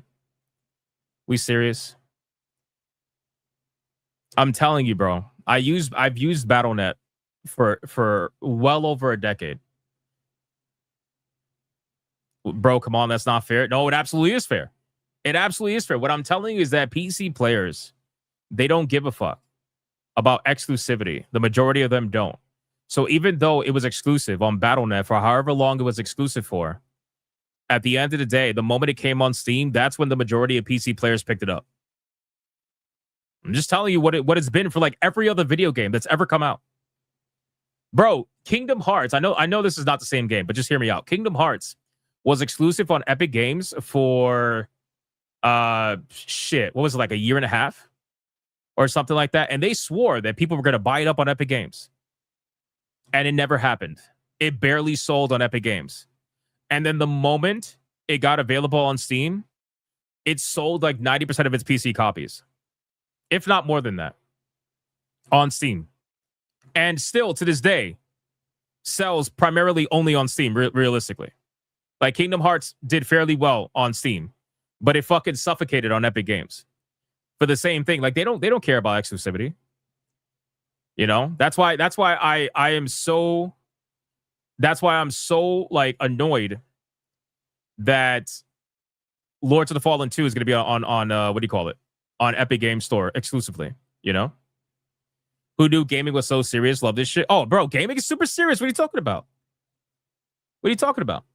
But yeah, PC players don't like exclusivity. So regardless, Battle.net players were not trained to buy third-party video games. Battle.net players for so many years were trained to only buy Blizzard games. Battle.net, I obviously I know it's owned by like Microsoft, Activision, and all that stuff now. I get that. But Battle.net is the Blizzard launcher. Okay, like I know they sell third-party games now that are associated with Microsoft, Activision, Blizzard, and all that stuff. But at the end of the day, anybody who has Battle.net on their PC still associates it as the Blizzard launcher. You know what I'm saying? You just meant that there are generally some people who play on Battle.net. Obviously, I know that. I know that there is. I know that there are people. I'm not disagreeing with you.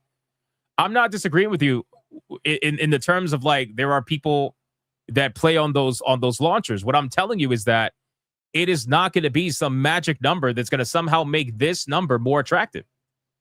I'm sorry, less attractive. Well, I don't know what I'm trying to say. Basically, what I'm trying to say is that Battle.net is not going to come save the day. There's not going to be somehow, 100,000 concurrent players playing on Battle.net. It's going to be like 2,000 probably, if I had to really put a number on it. And even then, I'm probably not even that sure about that. That's what I mean. But there's, of course, there's definitely people playing on BattleNet, of course. You know?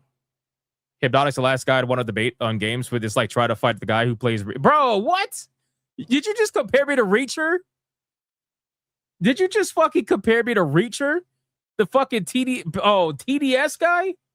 Oh, shit, bro. You just fell to me. Oh my God, man. Oh my God, it's crazy. That's crazy, bro. No, that's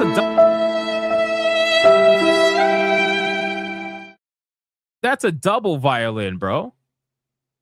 That's uncalled for. Oh my God.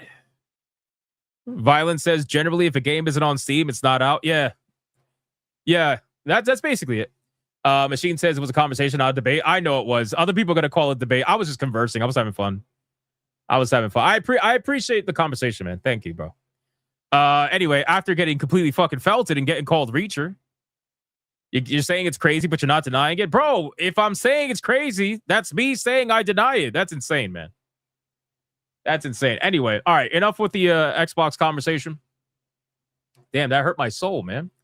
What do we got really quick? Borderlands 4, still broken. Still broken. We're going to talk about Harry Potter after this. Borderlands 4 is still broken, boys. You know, this is one of those situations where you kind of have to laugh at it, right? Premium game for premium gamers. Hey, Machine, you didn't have to do that, bro. Thank you for the 5. Thank you for the 5. I appreciate that, man. You didn't have to do that. Shout out to you. 6 months after Borderlands 4 launched, Gearbox admits that they have more work to do to fix the ongoing PC performance issues, but promises that they're in it for the long haul, guys. They're in it for the long haul. Boys, if you want to talk about IPs that have completely fallen off, man, Borderlands is absolutely one of them. It's honestly fucking pathetic. And the reason why it's pathetic is because you would think that this game is like the fucking crisis of 2025, where it's like the best graphical game in existence with the amount of struggle that they're having. You wouldn't even think that it's a cel-shaded video game based on how they're talking about this game. Like, oh man, we gotta get it fixed. It's like, Randy, what are you doing, bro? What are you doing? Are you out there just running lines of coke that you're not even like, what the fuck are we doing, bro? I gotta be honest with you, man. I think that this is probably one of the most disappointing launches. And you know what makes it even more disappointing? What makes it even more disappointing is the fact that I love Borderlands, right? Like Borderlands, you guys know Borderlands 2 is my favorite Borderlands. I love Borderlands. And to see this game devolve into what it's become is really a fucking shame, because Borderlands, I feel like, offered that like one of the better looter shooter experiences, especially like co-op. I feel like it offered one of the better looter shooter experiences by far. Especially if you want to play with friends and everything like that. And it was just so fucking good, right? It was one of those games that never took itself seriously. Always had like the jokes were pretty cringe, but that was the point of the game. And the weapons were awesome. They had a lot of customization, different weapon manufacturers, all with different styles, and it supported all different kinds of gun game. It was really good. It was really good. But this is a fucking shame, right? And what's even worse about this is that Randy Pitchford gaslit everybody, right? Telling everybody, first they tried to do the whole like, oh, we're totally not going to charge $80. They tried to make it seem like they were going to charge $80, and they charged $70 because they wanted to look like the hero, right? Like, oh, look, guys, it's $70. Go buy it right now. You know, it was such a fucking shit show. But then on top of that too, Randy Pitchford gaslit people. He was like, he literally spent an entire 48 hours on Twitter arguing with people who had 4090s in their PCs. And he's like, well, it's got to be your computer. Like, what the fuck? What are you talking about? It's got to be my computer. You're a cel-shaded fucking video game. What do you mean it's got to be my computer? Like, he was literally arguing with people on Twitter, blaming their PCs for the reason why the game was running like shit. It's like, Randy, Are you serious right now? You're arguing with these fucking nerds on Twitter. They probably know more than you could ever imagine about computers, and you're going to tell them that it's their fault for your game not running properly? That's insane. But that's what Randy was doing, man. Randy was out there just gaslighting people nonstop. And now here we are, because at the end of the day, man, truth always comes out, right? Truth always comes out, especially in this fucking industry, and all the lies in the world are not going to be able to save you from the truth coming out about your video game. So now they've gotten to the point where now they're just flat out admitting it. Now they're like, yep, we know the performance is not great. We made some changes, but hey, we still need more time, guys. Keep buying our game. We're 6 months in. We'll fix it eventually. Don't worry. We're very you know how incompetent this makes you look? This is why we roasted Capcom for as long as we did with Monster Hunter Wilds, because Monster Hunter Wilds ran like shit for almost a year for a lot of players. Now, obviously not all players, but a lot of players. There was a lot of people that were getting destroyed from the optimization problems with Monster Hunter Wilds because the engine they used was just not made for that open world-ish style video game. You know, it does a lot better with enclosed spaces like Resident Evil. So Capcom got a lot of shit for that, and Borderlands is in the same exact boat. It's in the same exact boat, man. It makes you look incompetent. You are 6 months into the launch of your game, and you're telling people that you'll get it fixed eventually. How do you think that makes a customer feel? Imagine if you buy a car and the car is fucking broken, and it constantly is broken, and they're telling you, hey, don't worry, we'll get it fixed eventually. We're working on it. Are you fucking serious? If you buy a brand new car and for 6 months they're telling you, hey, we're working on it. We're making some fixes, but don't worry, we'll get it fixed eventually. We got more work we got to do. Don't worry, we're in it for the long haul, guys. Just keep paying your payment. Get the fuck is that? That doesn't make any sense. You know, so anyway, the only sad thing about this is that the initial sales for this game were pretty strong. And I already knew they were going to be strong. Like when I was talking about Borderlands, I never said it was going to flop because I just knew that with Borderlands, it just has that legacy to it. But what I will say is that I did know that it was going to do less than Borderlands 3 by at least half, because Borderlands 3 sold an ungodly amount of copies because of the hype from 2. Borderlands 2 was a lot of people's favorite.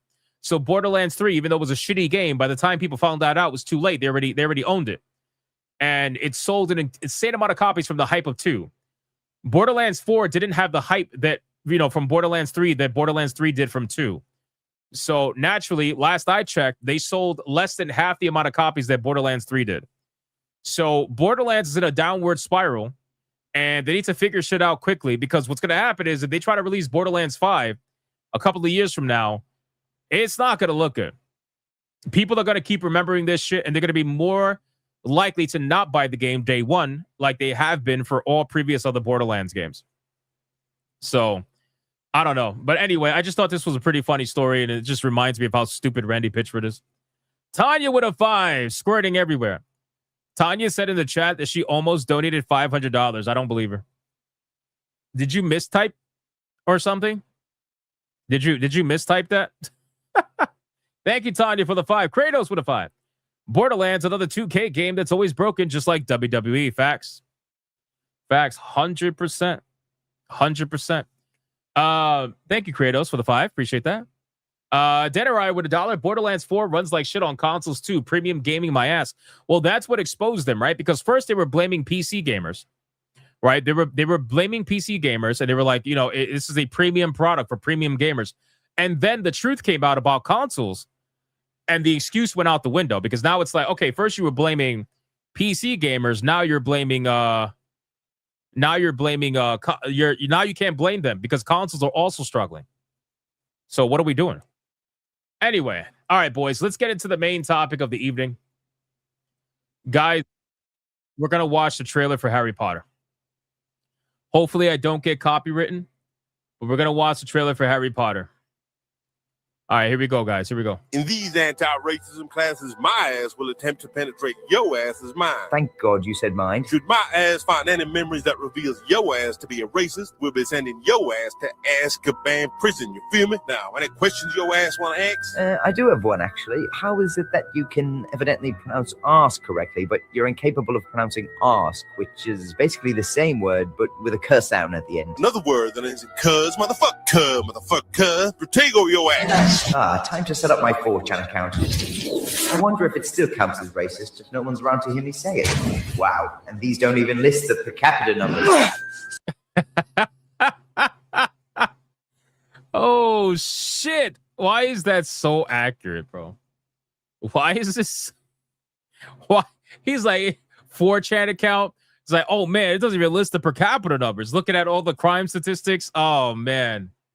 Oh, that's just, this is gonna go really well. Stop that shit, Pala. Next time I'm gonna see your ass combing your hair and growing yourself a yee ass mustache. We've been at it for 10 seconds. If I could just rest. Racism don't rest, Pala, so we can't neither. Now sit your ass down. Potato. I'll have 2 number 9s, a number 9 large. Now that is some tasty fried chicken. Hey, cuz, this time, would it be possible to get the fried chicken put inside of the watermelon? Sir, that's the 4th time you've asked us that today. I'm afraid I'm going to have to ask you to leave the premises. That shit. I'm sorry, sir. I Get your ass out of here, boy.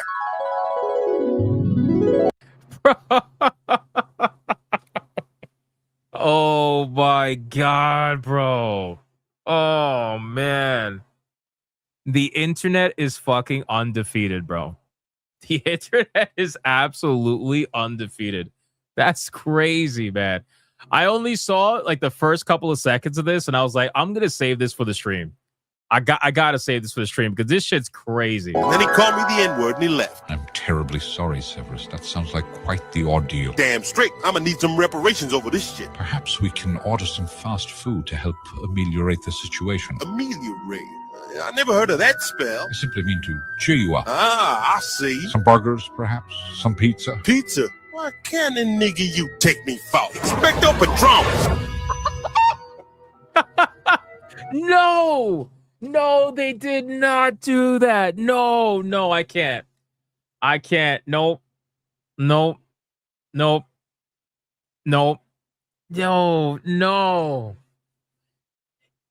His fucking Patronus. Oh my God, bro. No, they did not do that. Chicken. You know what's sad about that? What's sad is that this is hilarious, right? Like, this is just anybody who has a sense of humor is going to laugh at this, right? But the sad truth is that videos like this are going to be used to propagate a racism story that they're already doing, by the way. It's the classic story. So anyway, let's talk about that. So if you guys remember, before they revealed this, what they do. Let me see. Hold on. So before they revealed the trailer, they ran a story, right? They ran a story, and that story was basically a racism story. They ran a story about him getting a bunch of death threats, racism, death threats, all that stuff, right? They do this shit like it is literally just by the book. Right? It's by the book. So they ran this story. I'm going to show you right now. Hold on. Where it says Harry Potter star opens up about death threats. Right? Harry Potter star opens up about death threats. I hope I'll be okay. Already, before, this was on the 23rd. The trailer dropped today. Okay? The trailer dropped today on the 25th. So 2 days ago, they ran the story of him supposedly getting death threats, racism, he's a victim. Brother, they know what they're doing. They know what they're doing, okay? This is the same shit that they did with every other situation that is just like this. They run the story about how there's racism on the internet. They run the story about how he's receiving death threats. Brother, if you're on the internet and you're on the internet in any capacity for any amount of time, you are going to receive a death threat. It's only a matter of time, bro. It is only a matter of time. People are fucking bored at home. They're feeling edgy. They feel like they can, say something that's going to make you get all in your panties and shit. Literally happens all the time. At the end of the day, you knew that was going to happen, just like your company probably told you was going to happen. Listen, they are using him as the shield to protect this show from any criticism that it's about to get. All right? They know exactly what they're doing.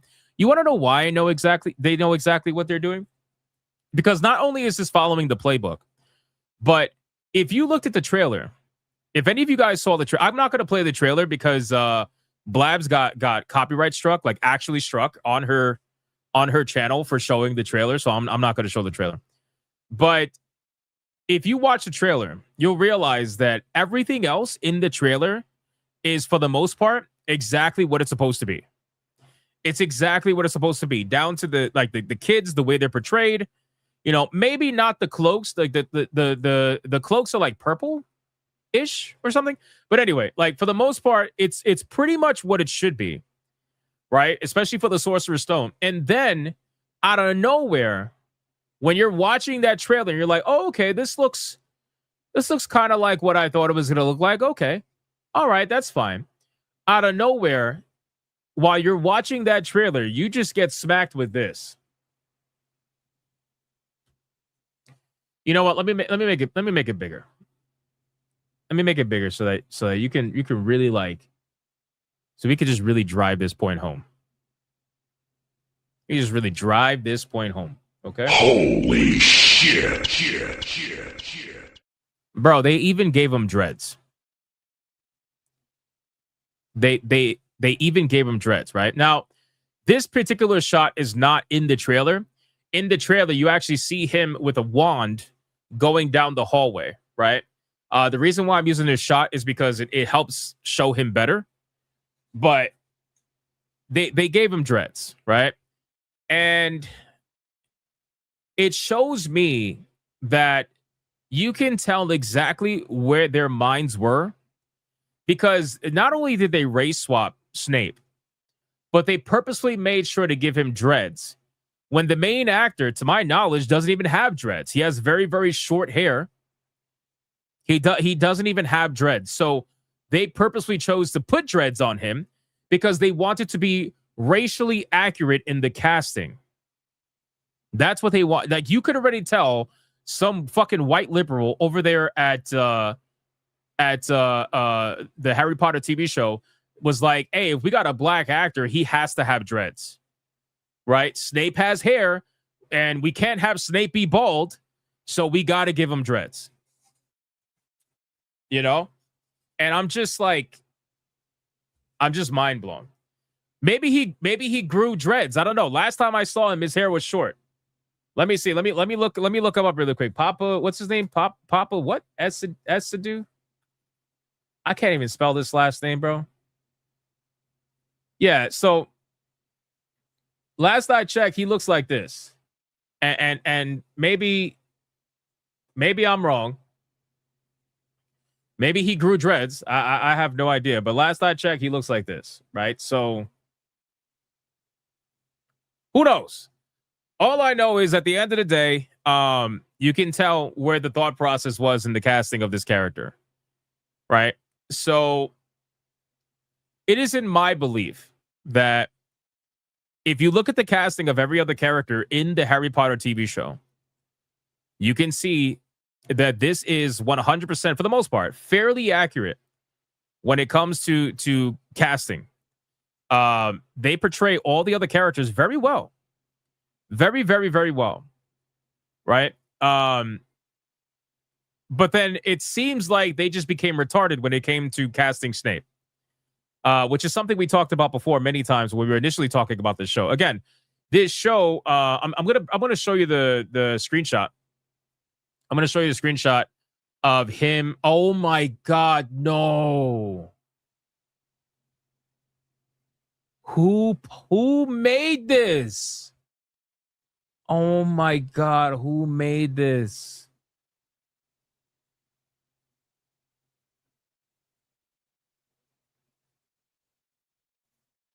Oh my God, bro.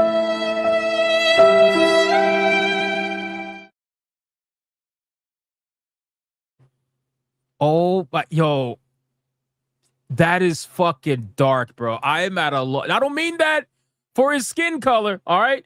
That. Oh my. Nope. I'm just gonna play the violin. I'm just gonna-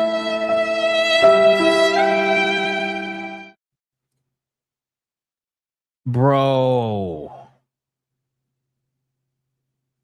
that's crazy. That's crazy. Too soon, man. Way too soon, bro.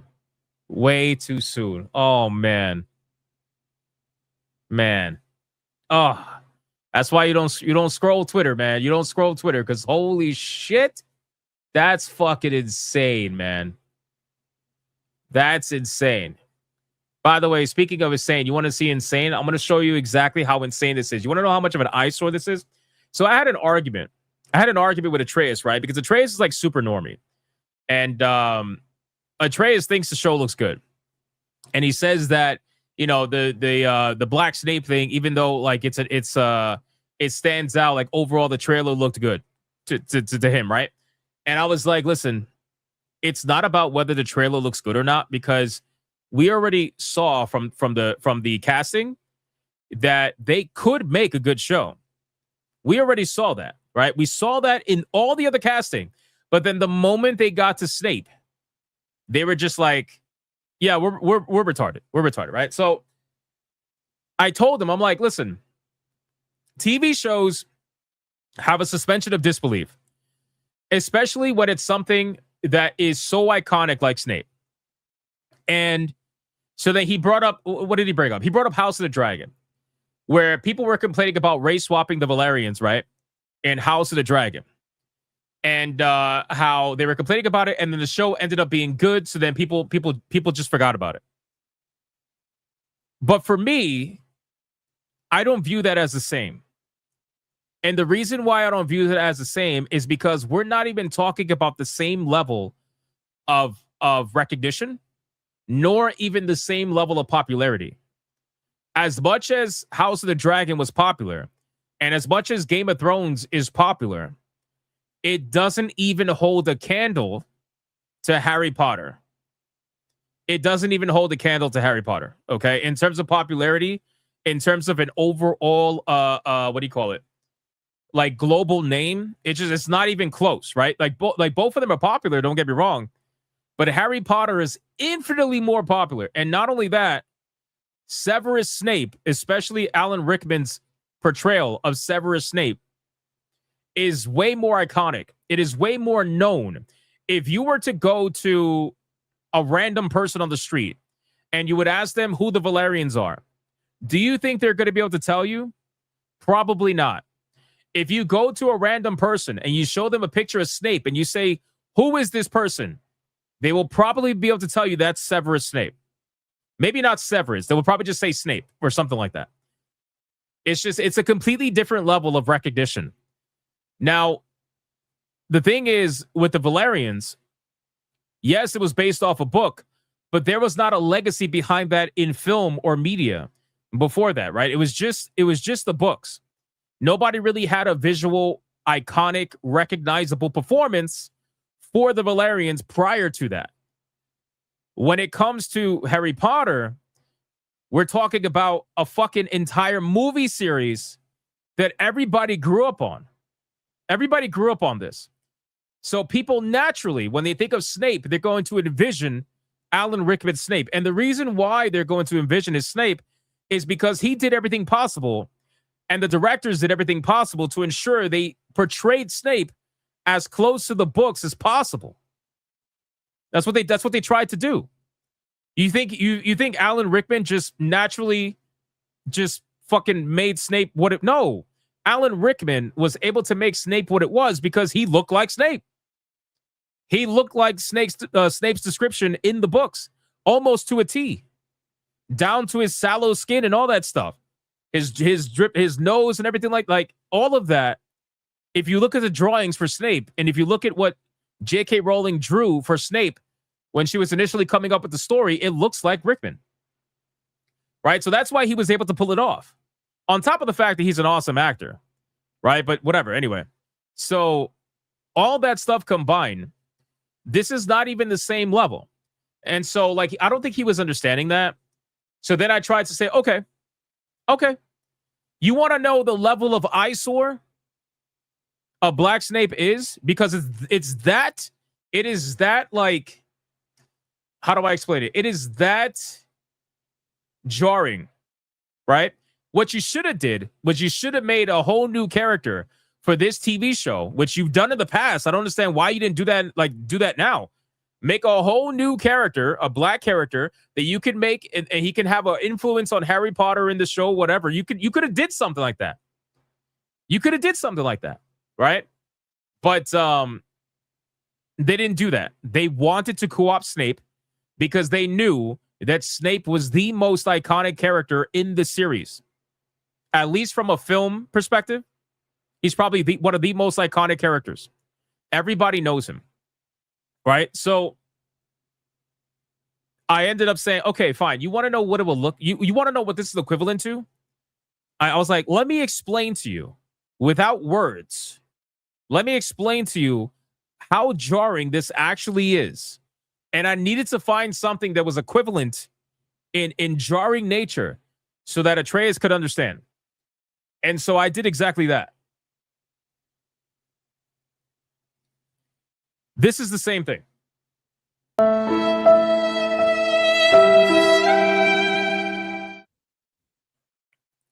You gotta tell me if you had a trailer that hit all the other marks. Okay? If you had a trailer that hit all the other marks, but then out of nowhere this shows up, you gotta tell me, well, the trailer looked good. The trailer looked good. Shit. You gonna tell me that? Brother, you gonna tell me that? Really? Really? This is the level of jarring we're talking about right now. And then people be like, oh my God, you're so dramatic. Fuck you, bro. Not Atreus. He didn't say that. I'm just saying people in general. That's what they'll be like, oh, it's a fake character. Fuck you, bro. Because you guys are doing this with real people as well. So we just got to forget what happened to Cleopatra? Are we going to forget what happened with that? I guess that didn't happen, huh? That didn't happen? So, anyway, so I had to find something that was going to be like equally jarring. And this is basically as jarring as I can. I don't know, man. This shit is just crazy. You guys, listen, if you're not a Harry Potter fan, let me explain to you, okay? We're not talking about some random fucking character in Harry Potter. Okay? We're talking about Severus Snape. Which, if you're not aware, the amount of things that happen to Severus Snape is going to now carry an entirely different connotation now that he's Black. It just is. It just is. And then all the tourists online are going to run with that. They're going to be like, so James was just racist, I guess? They're going to be, oh, so they literally fucking hang Snape? That's going to have a totally different connotation? Really? Is that what we're going to be doing here? It's Snape is the half-blood fucking prince, okay? He's the half-blood prince. He is the unsung hero of the story, all right? Let me explain to you. Snape is the unsung hero of the story, meaning that he doesn't get any public credit, but he is the reason why the story goes the way that it does. You know? Think about that. He is the reason why Dumbledore was successful in his mission. He is the reason, like, he played double agent to Voldemort and Dumbledore. He is the reason why things happened the way that they did. You know? And now you're going to take that very recognizable, very popular character. You can't even use the excuse that he's not described as white in the story, because he is. He is, right? Not only that, do you understand how powerful Snape is? I don't think people have arguments all the time about hold on. Sorry, I had to respond to something. People don't realize like how powerful Snape actually is. Okay? Do you not realize, like, in the final battle against McGonagall, Snape displayed an insane amount of power? that he never displayed before. With the fact that not only did he deflect all of McGonagall's spells, but he ensured that those spells did not hit the children. People don't even realize that half the time. He ensured that the spells did not even hit the kids, that he also took their wands. He took their wands to make sure. And then not only that, he also flew away. You know? They are powerful as the plot needs them to be. Yeah, but no, there is very distinct things about Snape that make him more powerful than your standard, like, power level nonsense. Because, again, keep in mind, Dumbledore had the Elder Wand. Dumbledore is also extremely fucking old. Okay? Dumbledore's extremely old. So he had a lot more time to obviously practice his magic and become powerful. Voldemort is also extremely old.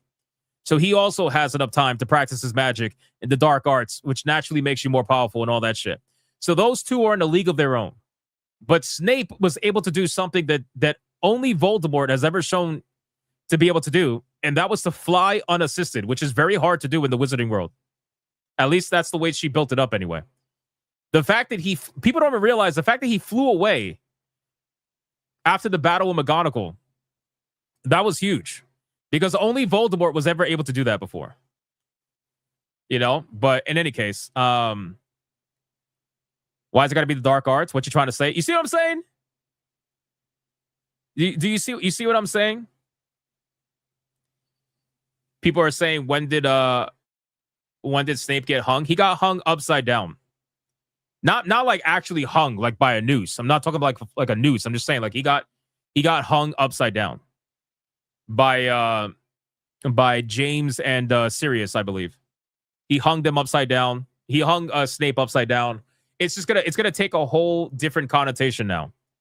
Now that it's gonna be a whole bunch of white kids are bullying the black kid. It's gonna be so fucking, oh my god.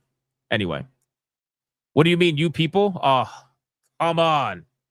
In any case, so Voldemort was wizarding middle age at best, and if the man was wizarding age is 130, Dumbledore was approaching median age.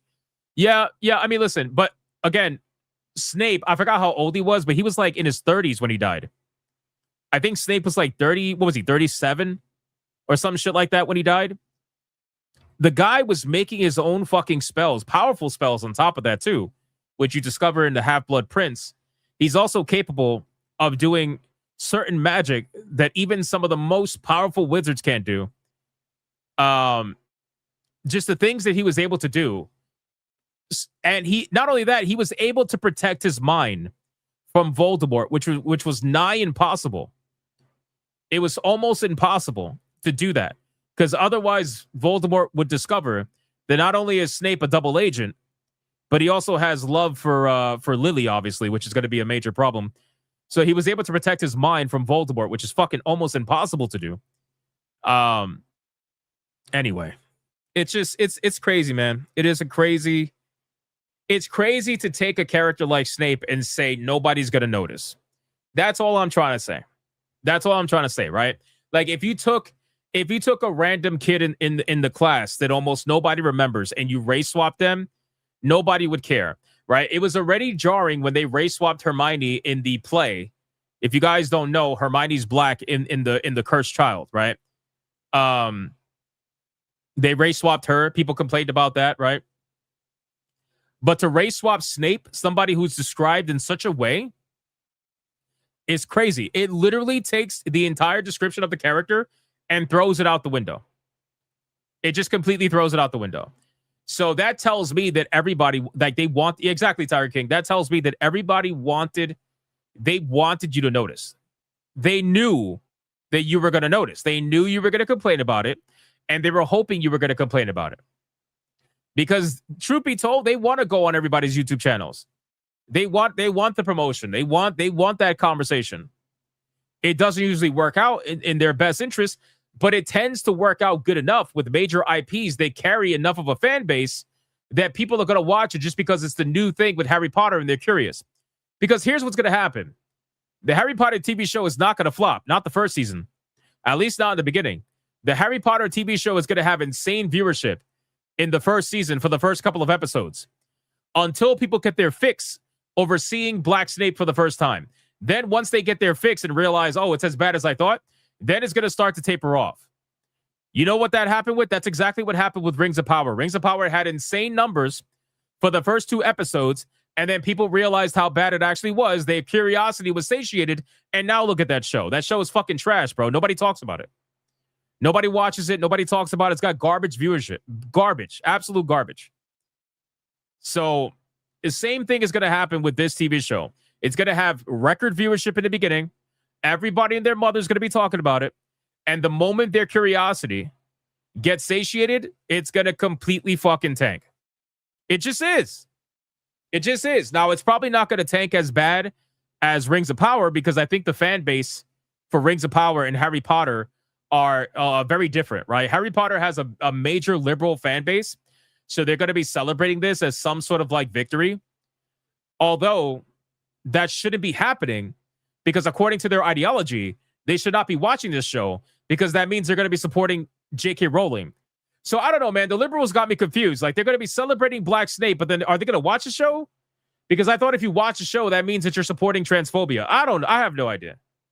I start to lose track over what they're like, what the fucking the rules are. You know what I mean? I lose track. It's the same thing when they were like, oh, we're not going to play Hogwarts Legacy. And then so many liberals got caught playing Hogwarts Legacy that they ended up deleting their social medias or they ended up apologizing. It was actually kind of funny.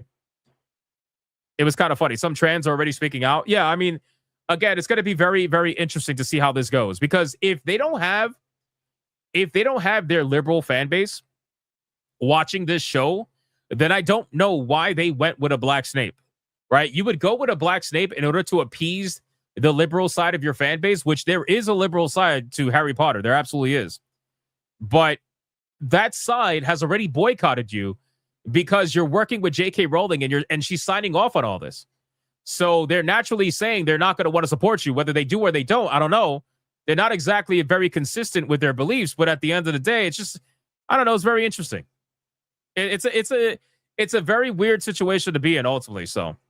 But in any case, guys, what I'll say is this, in terms of Snape, I really don't fucking care to that magnitude anymore. You know, I was talking to Blabs and, you know, she asked me, am I going to watch the show? And I told her flat out, no, you know, and I also understand that there is, from a content creator perspective, this is content gold, right? This is content gold. Don't get me wrong. This is absolutely content gold. I know a lot of people are going to be reviewing this shit.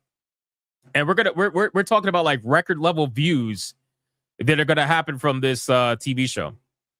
But I told her like I cover video games for the most part, so like for me, I'm not gonna do it. And even if I did cover TV shows, I just can't I can't do bad TV shows anymore. I just can't. I can't. Time is so important, and time is not infinite. So I feel like with a bad TV show, I just can't bring myself to accept that I wasted time watching it. With a bad video game, I can at least have fun making fun of it and doing stupid things in the game, so I don't feel like I wasted my time. But with a TV show, you're just on a roller coaster. You're along for the ride. And if it's a bad one, well, it's a bad one. So I don't know. I'm going to leave this up to the people who are reviewing this stuff. But for me personally, I'm good, man. I haven't watched. The last TV show that I watched in any serious capacity was Cobra Kai. And I told you guys that. That was the last TV show that I personally was like super invested in. And that show was amazing. I really liked Cobra Kai. Nerdrotic will make bank on this. Nerdrotic is going to destroy on this, bro. Nerdrotic might as well do every video with like golden fucking $ shades on. Seriously. You guys could tell him I said that. He needs to do every single video that he does on this show with golden $ glasses on. Like he can order it on Amazon or something. And just every video, bro, million plus views. They'll try to call him racist. They'll try to call him all that stuff, of course. Like, just, it has to happen. It has to happen, man. It's going to be, Nerdrotic's going to buy a new house. Bro, he's going to be able to buy multiple properties. By the time this TV show is done, they will have funded his real estate empire. That's literally like, bro, you know it's true. You know it's true. They would have gave him generational wealth more than he's already had from all these other fucking shows that are just absolute trash, man. You know? But in any case, yeah, I just, again, I watched the trailer and I thought the trailer was pretty good, right? I said this to Atreus, like, it's not about the trailer being good or not. It's very easy to make a good trailer. If you watch a trailer, it has all the typical shit you would expect. You know, the mysticism, the music, it's the same trailer music they always use, the same drums, you know, the bong and all that shit. It's all the same shit. Watching the trailer, I'm watching it and I'm like, okay, this looks okay. This looks pretty decent. And then they got to Snape. And I'm like, my suspension of disbelief has been completely taken out. It just has been. I'm sorry. It just has been. And I think, and I told Atreus too, I'm like, I can admit my bias. I can admit my bias because I'm a big time Harry Potter fan. So I feel like normies might eat this shit up because it has all the normie things in the trailer. It has all the normie things, right? So the music, everything, typical trailer. The moment I got to Snape, my suspension just got completely fucking taken out. I think I literally said Jesus Christ out loud because I'm like, bro, I can't look at this and pretend like it's not noticeable. I can't look at this and pretend like it's not so fucking egregiously noticeable. I can't look at this and say that Warner Brothers or whoever didn't do this without some sort of agenda in their mind. I can't do it. I can't do it. It's impossible. So I'm willing to check myself out. There's plenty of people that are going to watch it. There's plenty of people that are going to enjoy it. And good for them. But I can't do it. Or like, I just can't. I'm sorry. I can't do it. It's too much. Exactly. I'd rather watch the movies. Like, why the fuck would I watch this? I'll watch the movies. They're retelling the same story. I'll just go watch the movies. You know? I can't do it. You feel bad for the dude unless he's a dick. He knows exactly what he's doing, bro. He's getting paid. I guarantee you they pay him more than everybody else because he's playing a big role, right? So Snape is not a small role, so he's absolutely making money off this. Right? This guy said, I'm willing to deal with the bullshit. I'm willing to be your racial shield. I'm willing to deal with the backlash because the money's good. I guarantee you the money's good for him. So, but yeah, anyway, I got to imagine that this is going to be an interesting dichotomy going on with the fan base, right? Because hardcore Harry Potter fans are probably not going to like this. Liberal Harry Potter fans are probably going to love this.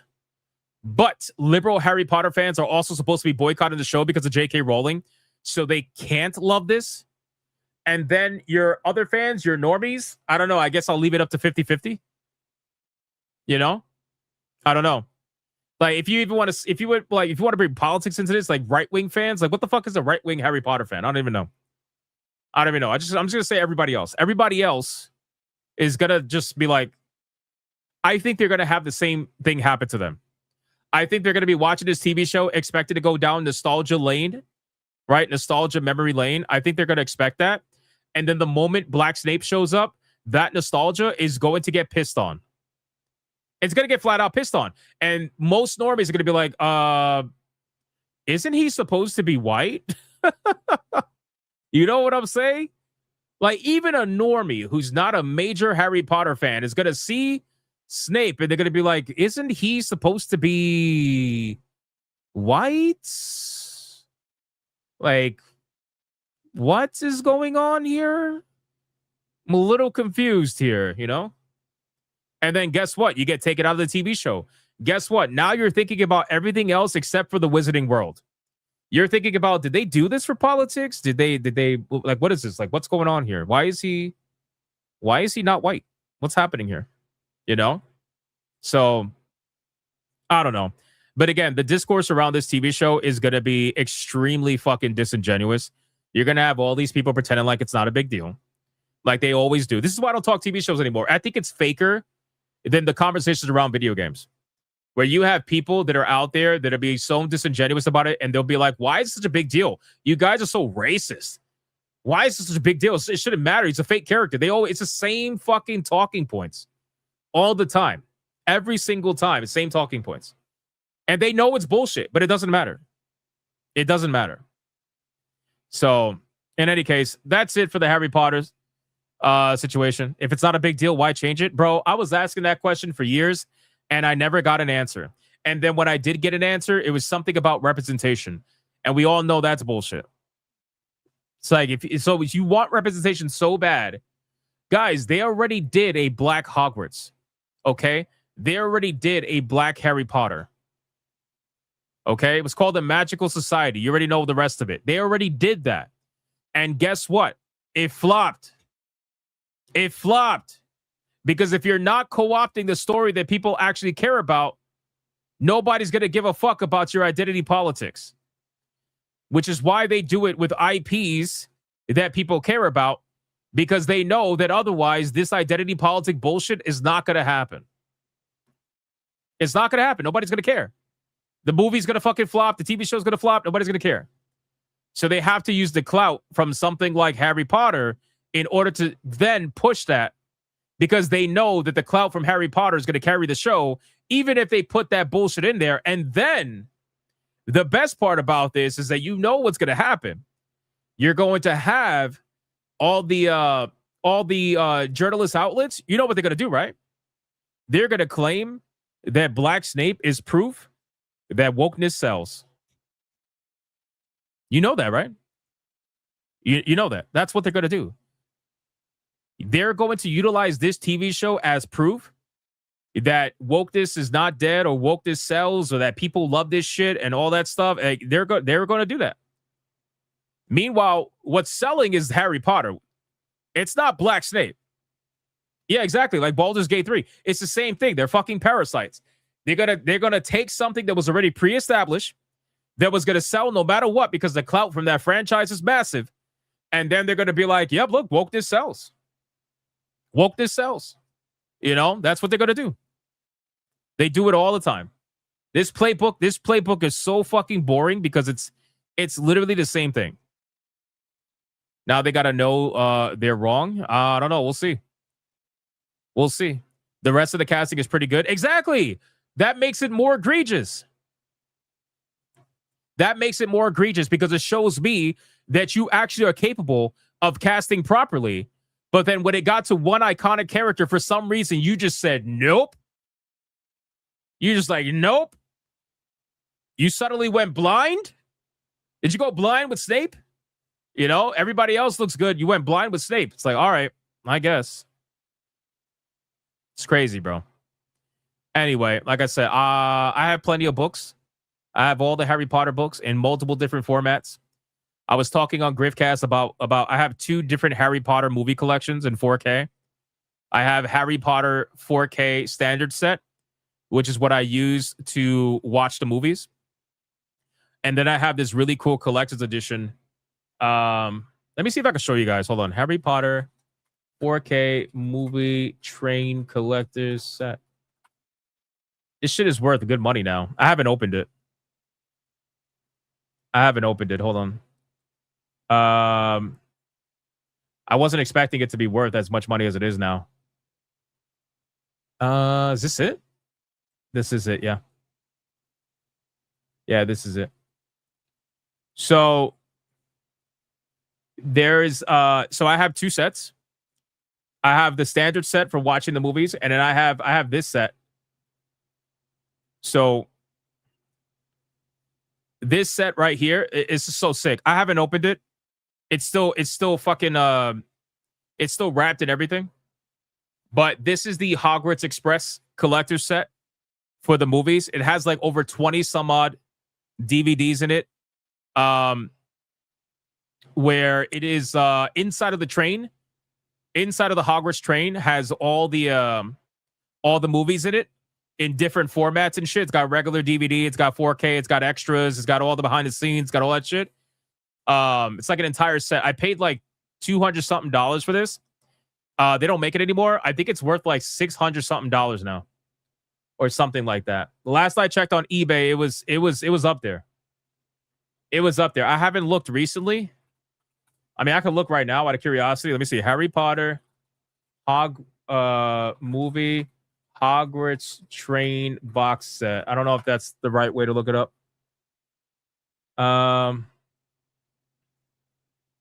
Nope. I'm getting Legos. Come on, man. I'm getting Legos. Why am I getting Legos? Harry Potter. Let me see. Harry Potter, Hogwarts Train, 4K DVD collectors. Maybe if I do that. Yeah. There's some open ones for like 200. There's open ones for 200. There's unopened ones for more than that, though. Yeah, here we go. Harry Potter 8-film Hogwarts Express Collector's Box 4K Ultra HD Blu-ray set, $678. God damn. That's crazy, bro. That's crazy. Yeah, I'm never opening that shit. I am never opening that shit. I'm going to keep that. I'm going to keep this closed. That's why I have the other set to watch. But yeah. Yeah, it's a lot of money. So there are special editions. Yep, there are special editions. So, but I thought this was really cool. I love this set. I bought it a long time ago, but yeah, it's awesome.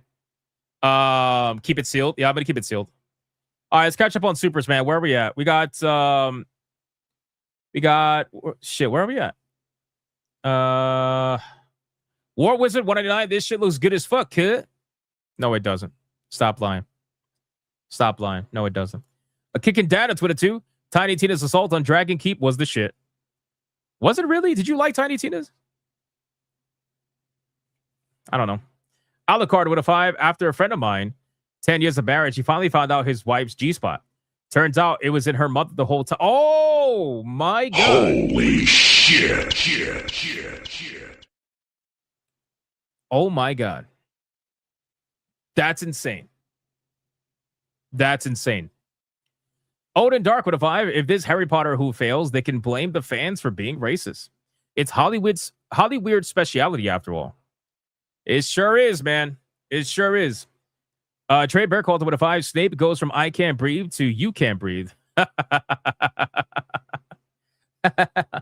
was funny.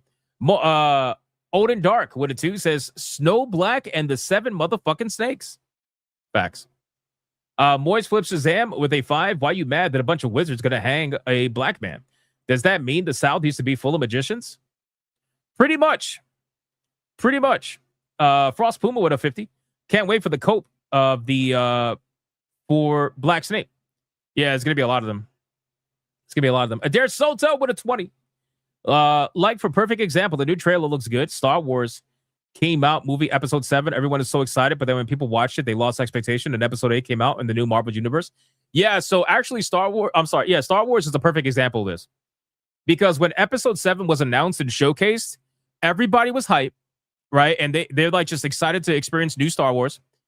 And then they went and saw it, and people were like, what the fuck is this? Episode 7, I think, made like $2 billion. Episode 8, I think, made over slightly $1 million. So it lost over $1 billion, a little over $1 billion. So it lost $1 billion compared to the last movie. And then the final movie made like 800 grand or something like that. Like the fall off was crazy from Star Wars. And it's just proof. Like with movies, it's a little bit harder than TV shows because TV shows are obviously episodic, so you could see it sooner. But with Star Wars, bro, it made so much money on episode 7, and then it completely died after that. They just took, 8 and 9 made less money than episode 7 combined. That's disgusting. Alucard with a 2, the American Society of Magical Slaves. That's crazy. T-Jap for 37 months, but the real question is, did you have Harry Potter on the Atari? This motherfucker.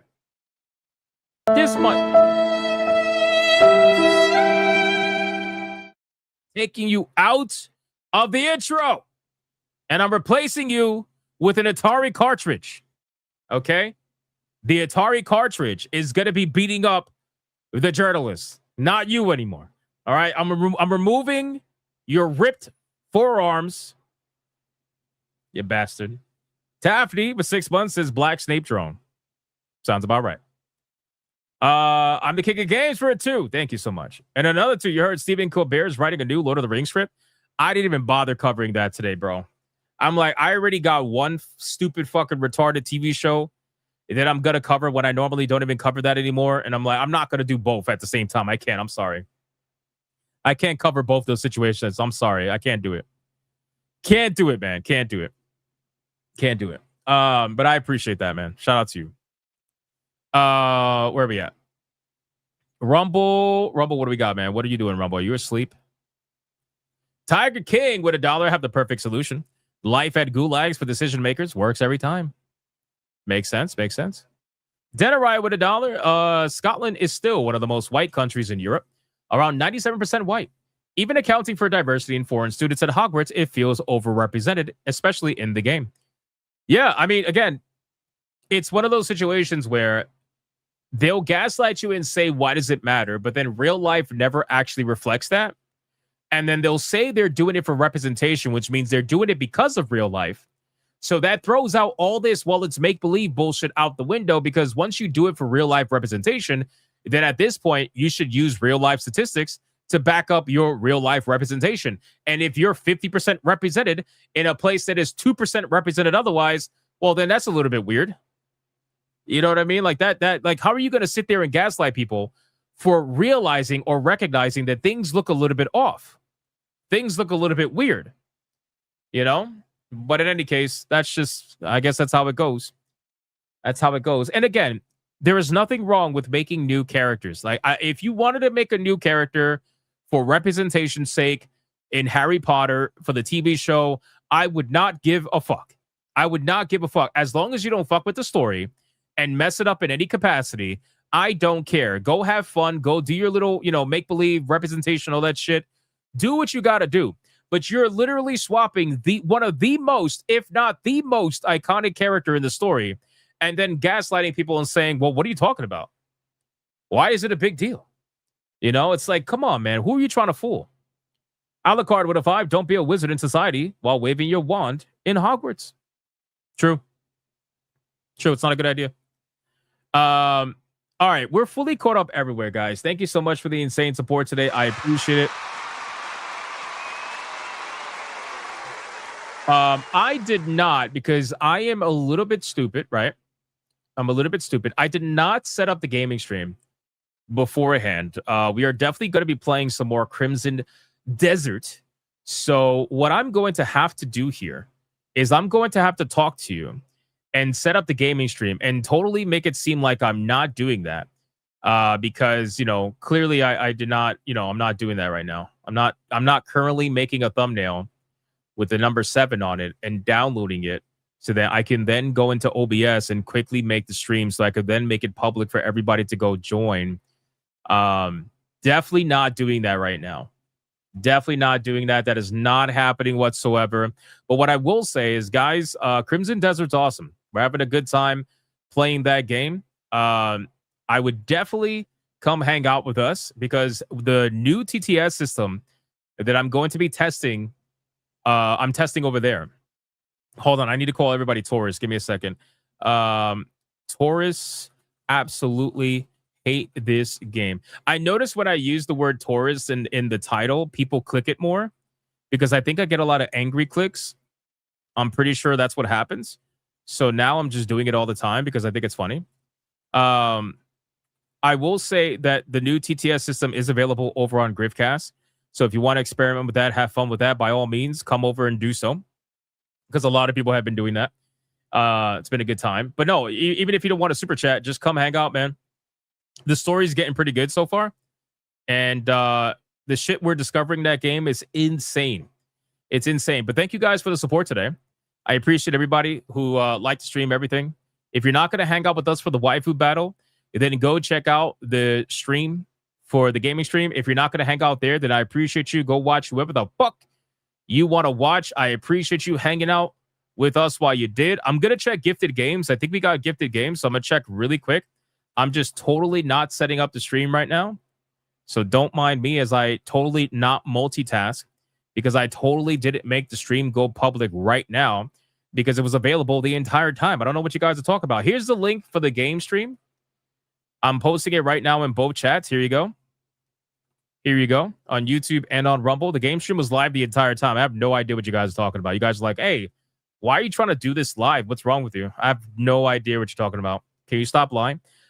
Gifted games. Let's see. Gifted games. What do we got, boys? Gifted games. Let's go over to Steam.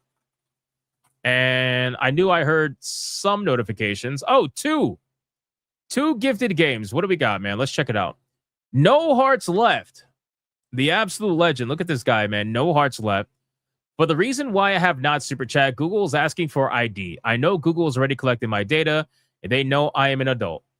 Really? So did they flag you? Did they flagged you as a underage account? Did they really do that? Oh shit. That's crazy. Unless you're like in the UK or something, and then they're doing it automatically. But regardless, hey, shout out to No Hearts Left. Don't worry about it, man. It's all good. It's all good. I appreciate the support regardless. Mortal Kombat XL. Look at that, man.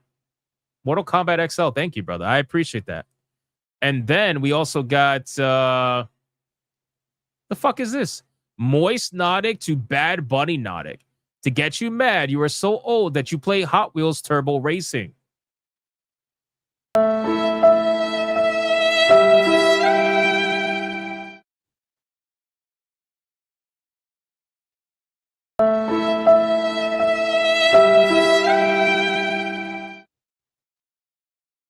Damn, No Hearts Left. That's crazy. And then he gifted EA Family Bundle Deluxe Edition, which gives you Unravel, Need for Speed Deluxe, and in Plants vs. Zombies Garden Warfare 2 Deluxe Edition. Thank you. Thank you, No Hearts Left. I appreciate that, man. Need for Speed Deluxe. Fucking love it, bro. I love it. Thank you so much. Shout out to that legend, even though he felted me. I appreciate that. And I'm sorry that you can't dono. I don't know what. That's fucking crazy. Have you thought about maybe making an alt account or something? Sometimes it happens. I don't know. Actually, maybe an alt account will probably get flagged too. I don't know, man. It's weird. Dr. Spike with a 5 says gifts on the gaming stream. Holy shit. Dr. Spike's dropping gifts on the gaming stream. Wait, what's going on over there? Wait, well, we're still here. We're still here, Dr. Spike. What's going on? Damn. Dr. Spike dropped 5 memberships over on the gaming stream already. That's crazy, bro. Shout out to Dr. Spike, man. The amount of love this guy shows is amazing. Again, I hope that Mama Spike recovers from whatever she's dealing with. Much love to you, man. I appreciate that. Over on Rumble, we got Denarier with $1 saying Apple released iOS 26.4 with age verification. So I guess Google did the same thing across their platform. Yes, peeps, I'm officially over 18. Congrats. Congrats, you legal bastard. Very nice. At Sneeze, sorry. Very nice. Guys, we all know that Denarier is now legal. So if you want to goon with Denarier, by all means. But last I checked, he only likes cock because he tells everybody that. So, sorry, ladies. You got no chance with Denarier. Sorry. Shout out to Denarier. Appreciate you, man. All right, boys. We're going to get into Waifu Battle, and then we're going to rate ourselves over on the gaming stream. Thank you again, Dr. Spike, for the memberships over there. I appreciate it. Let's go have some fun on the Waifu Battle. Let's do our thing, forget the rest, and close out the stream. Here we go.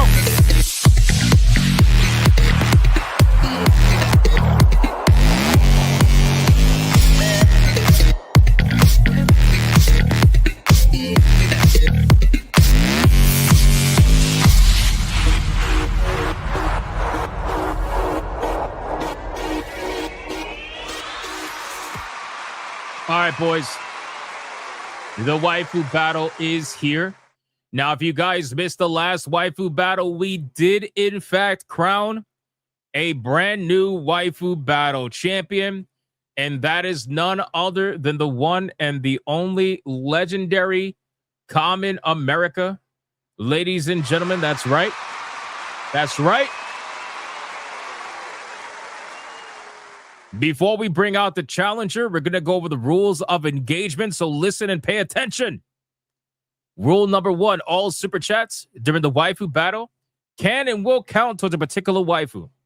But the only way they're going to count is if you put the name of the waifu in the super chat first. You got to put the name first. If you do not put the name of the waifu in the super chat first, and it will not count, it doesn't matter how big they are. If you super chat after the fact that you put the name of the waifu you forgot to put the first time first, then I will make it count. Rule number 2, you can vote for any waifu regardless of who's on the screen. It doesn't matter.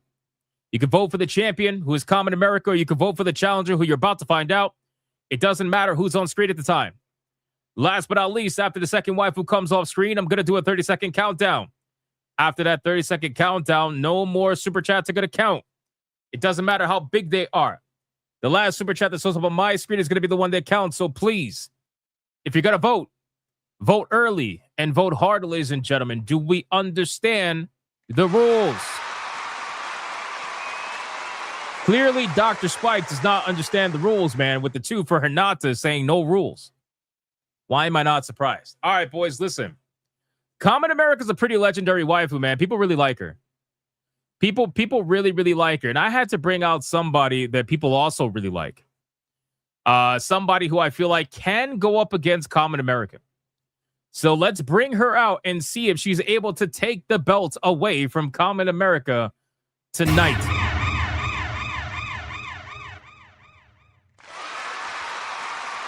That's right, boys. That's right, boys. All right, man. Today's challenger that's going to go up against Common America, it's going to be none other than the one and the only Yoruichi from Bleach. Ladies and gentlemen, let's start the clock and let's see who is going to win. It's going to be a big battle, I think. Common America versus Yoruichi. The names are going to be on the bottom. The names are on the bottom. I had to type them out. Sorry. The names are on the bottom, boys. Let's find out. You would have laughed if it was Hinata. No, come on. I can't bring out Hinata, bro. It's too early. It's too early, bro. Dr. Spike's in the chat. He'll make sure she wins for the next 5 years. Can't do that, man. Too early. Too early. Deadeye's Lock with $1 over on Rumble, says Yoruichi. Let's go.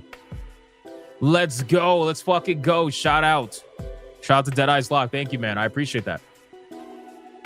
I appreciate that. Starting us off strong. Look at this. Yes, ma'am. Come to Raza.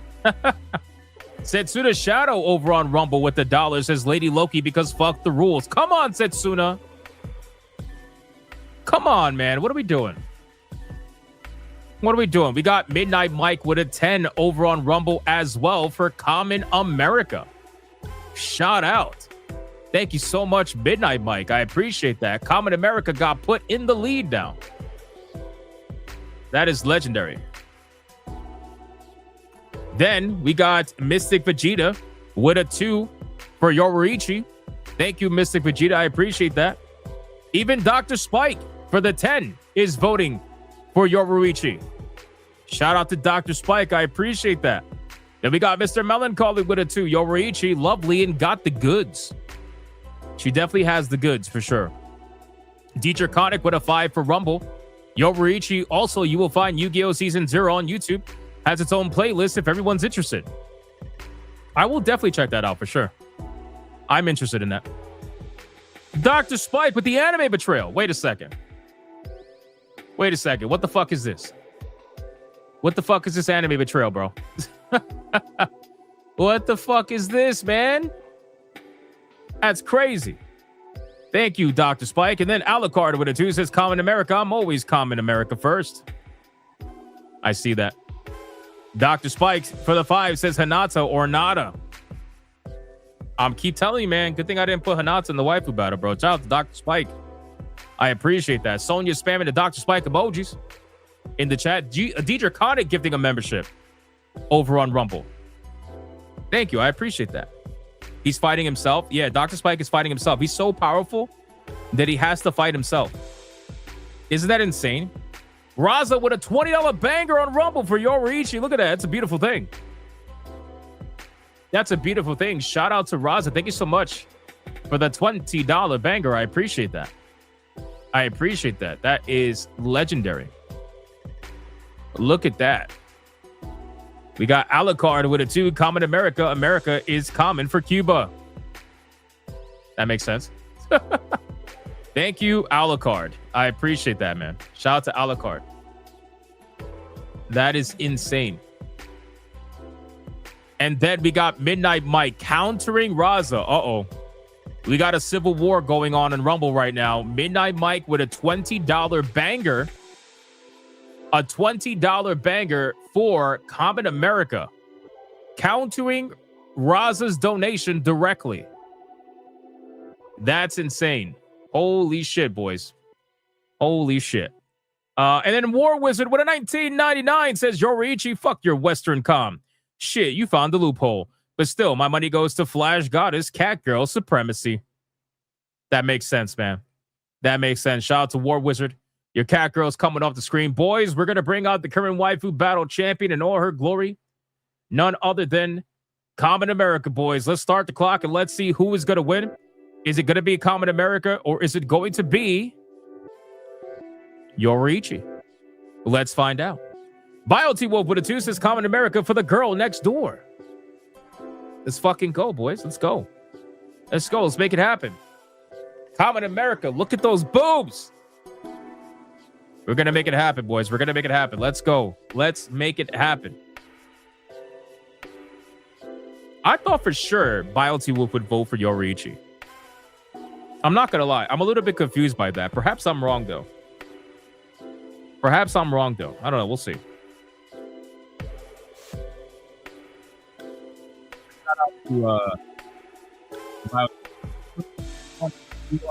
Top of the image games today, especially compared to yesterday. Thank you. I appreciate that. Bro, Yamato, what the fuck did you tag me in, bro? Oh my god. Yamato needs to stop. He needs to stop. Somebody needs to take AI away from Yamato, man. You need to stop, man. You need to stop. You're killing me. You're killing me, Smalls. You're killing me, man. I was underwater again. Sorry, because I was looking at my phone. Because Yamato tagged me in some crazy shit. Denarier with a 5. Yoriichi. Still gay, though. Can't prove it. Fortunately, the IT overlords don't do checks on that. Thank you. I appreciate that. Guys, the waifu battle is so close. It is only a $13.99 difference. That's how close the waifu battle is right now. A $13 difference. 13. What are we doing? Mr. Melancholy with that too says Yoriichi Bleach girls are the best girls. That's fair. That's fair.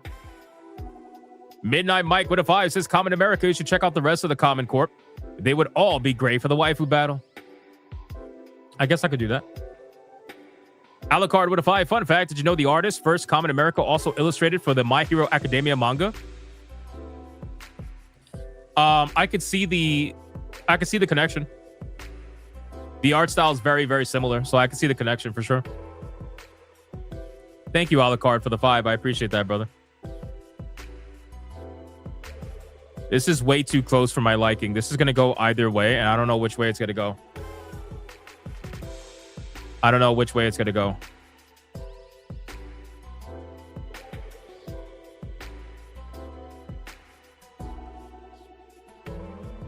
Loki, wait, what? Lady Loki?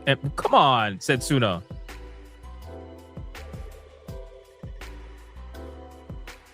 Setsuna's trolling so hard right now. BioT Wolf with the 2. Common America for the 2 freedom bags that she has. I appreciate that. Thank you, BioT Wolf.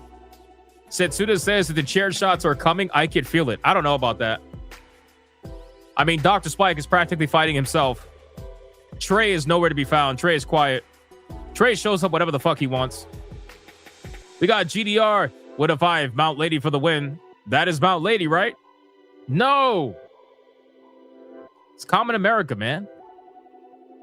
It's Common America. Come on. All right, boys. Common America's coming off screen. Guys, it's the final countdown. Stop lagging. Rumble, stop lagging. You can't use that as an excuse anymore. You can't do it. You can't do it. 5, 4, 3, 2, 1, go.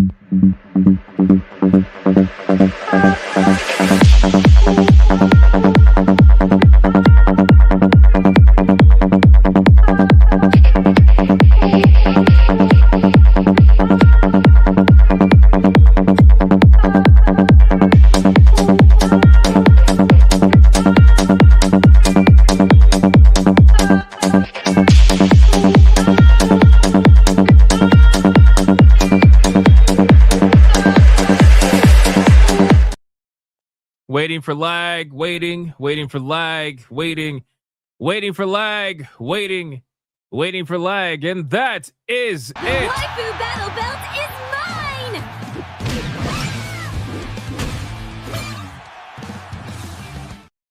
All right, that is it. Final super chat that counts is Sam Fisher with the 2. He says, I gotta go. Oh, it doesn't count. The name's not first. Fuck! Sam,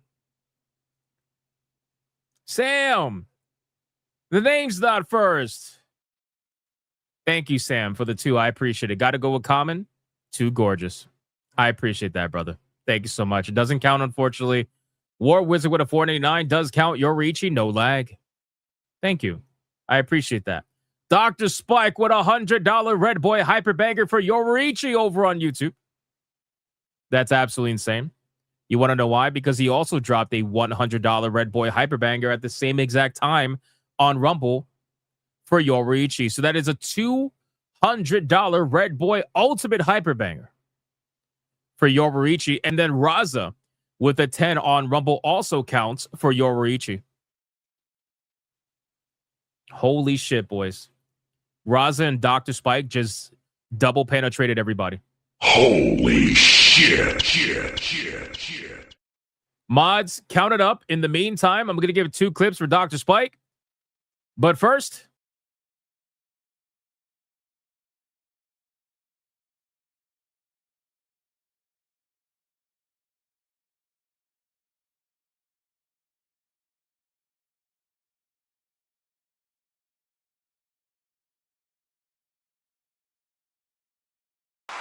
shout out to Dr. Spike. Dropping 2 Red Boy Hyperbangers back to back for that insane chair shot. Oh, wait, the numbers are already in. Damn. All right, I'll do numbers and I'll do clips. T-Jap. Oh, my God, boys. Oh, my God. Talk about destruction. Even without the 2 Red Boys, she was still winning. That's crazy, boy. Common America usually has a lot more love than that, but as expected, Yoriichi is just loved that much more. That much more. I knew she would be a good challenger. I had a feeling. That's why I picked her. All right. The numbers are in. $281.98 for Yoriichi versus Common America at $53 flat, which means the winner and the new Waifu Battle Champion is none other than the one and the only Yoriichi. Ladies and gentlemen, that is absolutely a blowout victory.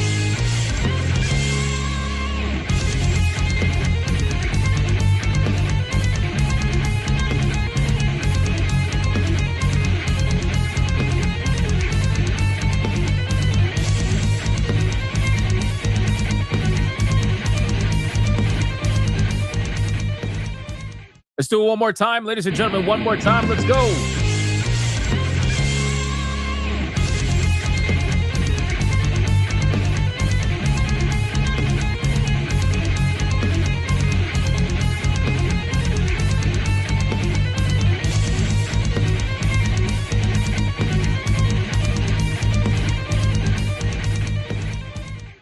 The coping and seething right now has to be massive. You are coping and seething. You just can't accept what you're seeing. Yes, you're coping and seething. The truth it is scalding, and now you are molding and coping so hard. Coping and seething. And that's going to be it, guys, for the waifu battle. Yoriichi's going to go backstage where she will face off against another waifu tomorrow, Hypnocast, 9 p.m. Do not miss it, man. Do not miss it. Let's have a good time as we always do every single stream, ladies and gentlemen. They've been bangers lately. I appreciate you very, very much. Thank you guys again for all the insane support. All right, ladies and gentlemen, let's catch up on some supers really quick. We got GDR. What a vibe says the winner and still champion is Freerin. Oh my God, bro. I guarantee you when she comes back, you won't be here. You won't be here. I guarantee you, man. Dr. Spike with a 2 says, thanks for the prayers all later, bigots. Hey, Dr. Spike, considering what's going on, man, thank you so much for hanging out with us. I appreciate that, man. You didn't have to hang out with us. You got way more important shit going on. But regardless, I appreciate it. Thank you. Thank you very much for hanging out with us. That was a lot of fun. You also dropped the $2 saying the same thing on Rumble, so I appreciate that, man. Thank you.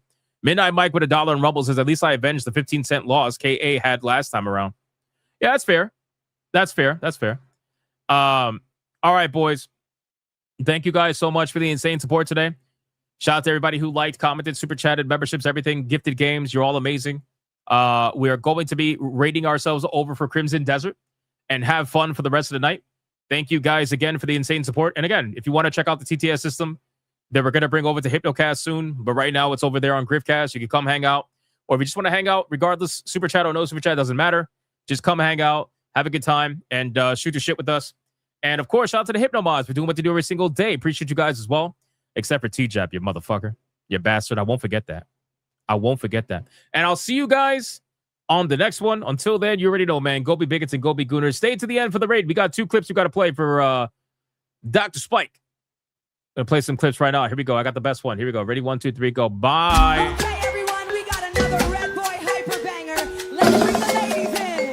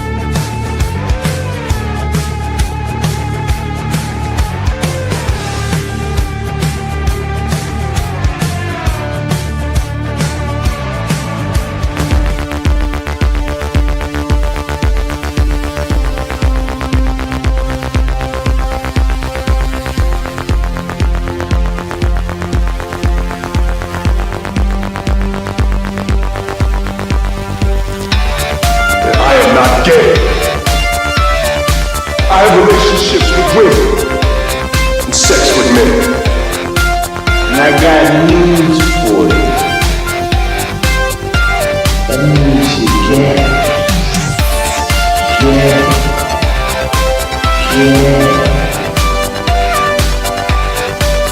Poor kids are just as bright and just as talented as white kids. Her dog or her cat was named Vagina. Vagina.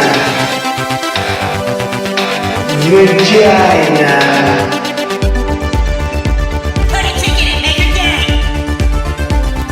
Fuck Indiana Jones, put a ticket in Maker Gang. Fuck Indiana, put a ticket in Maker Gang. It means put a chicken in it, sweetie, and make her fucking gang. Fucking pronouns!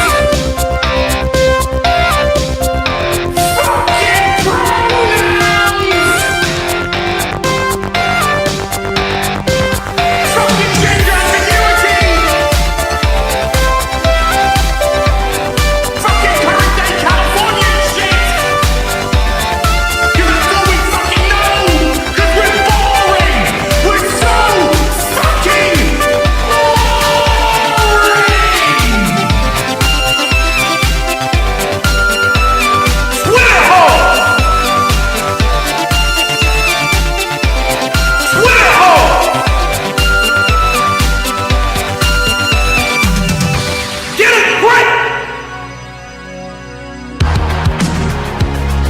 at the touch of the black man. I bring life. I bring life.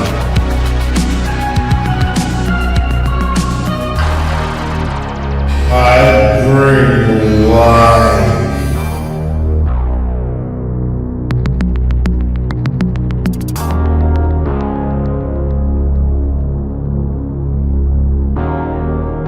I bring life.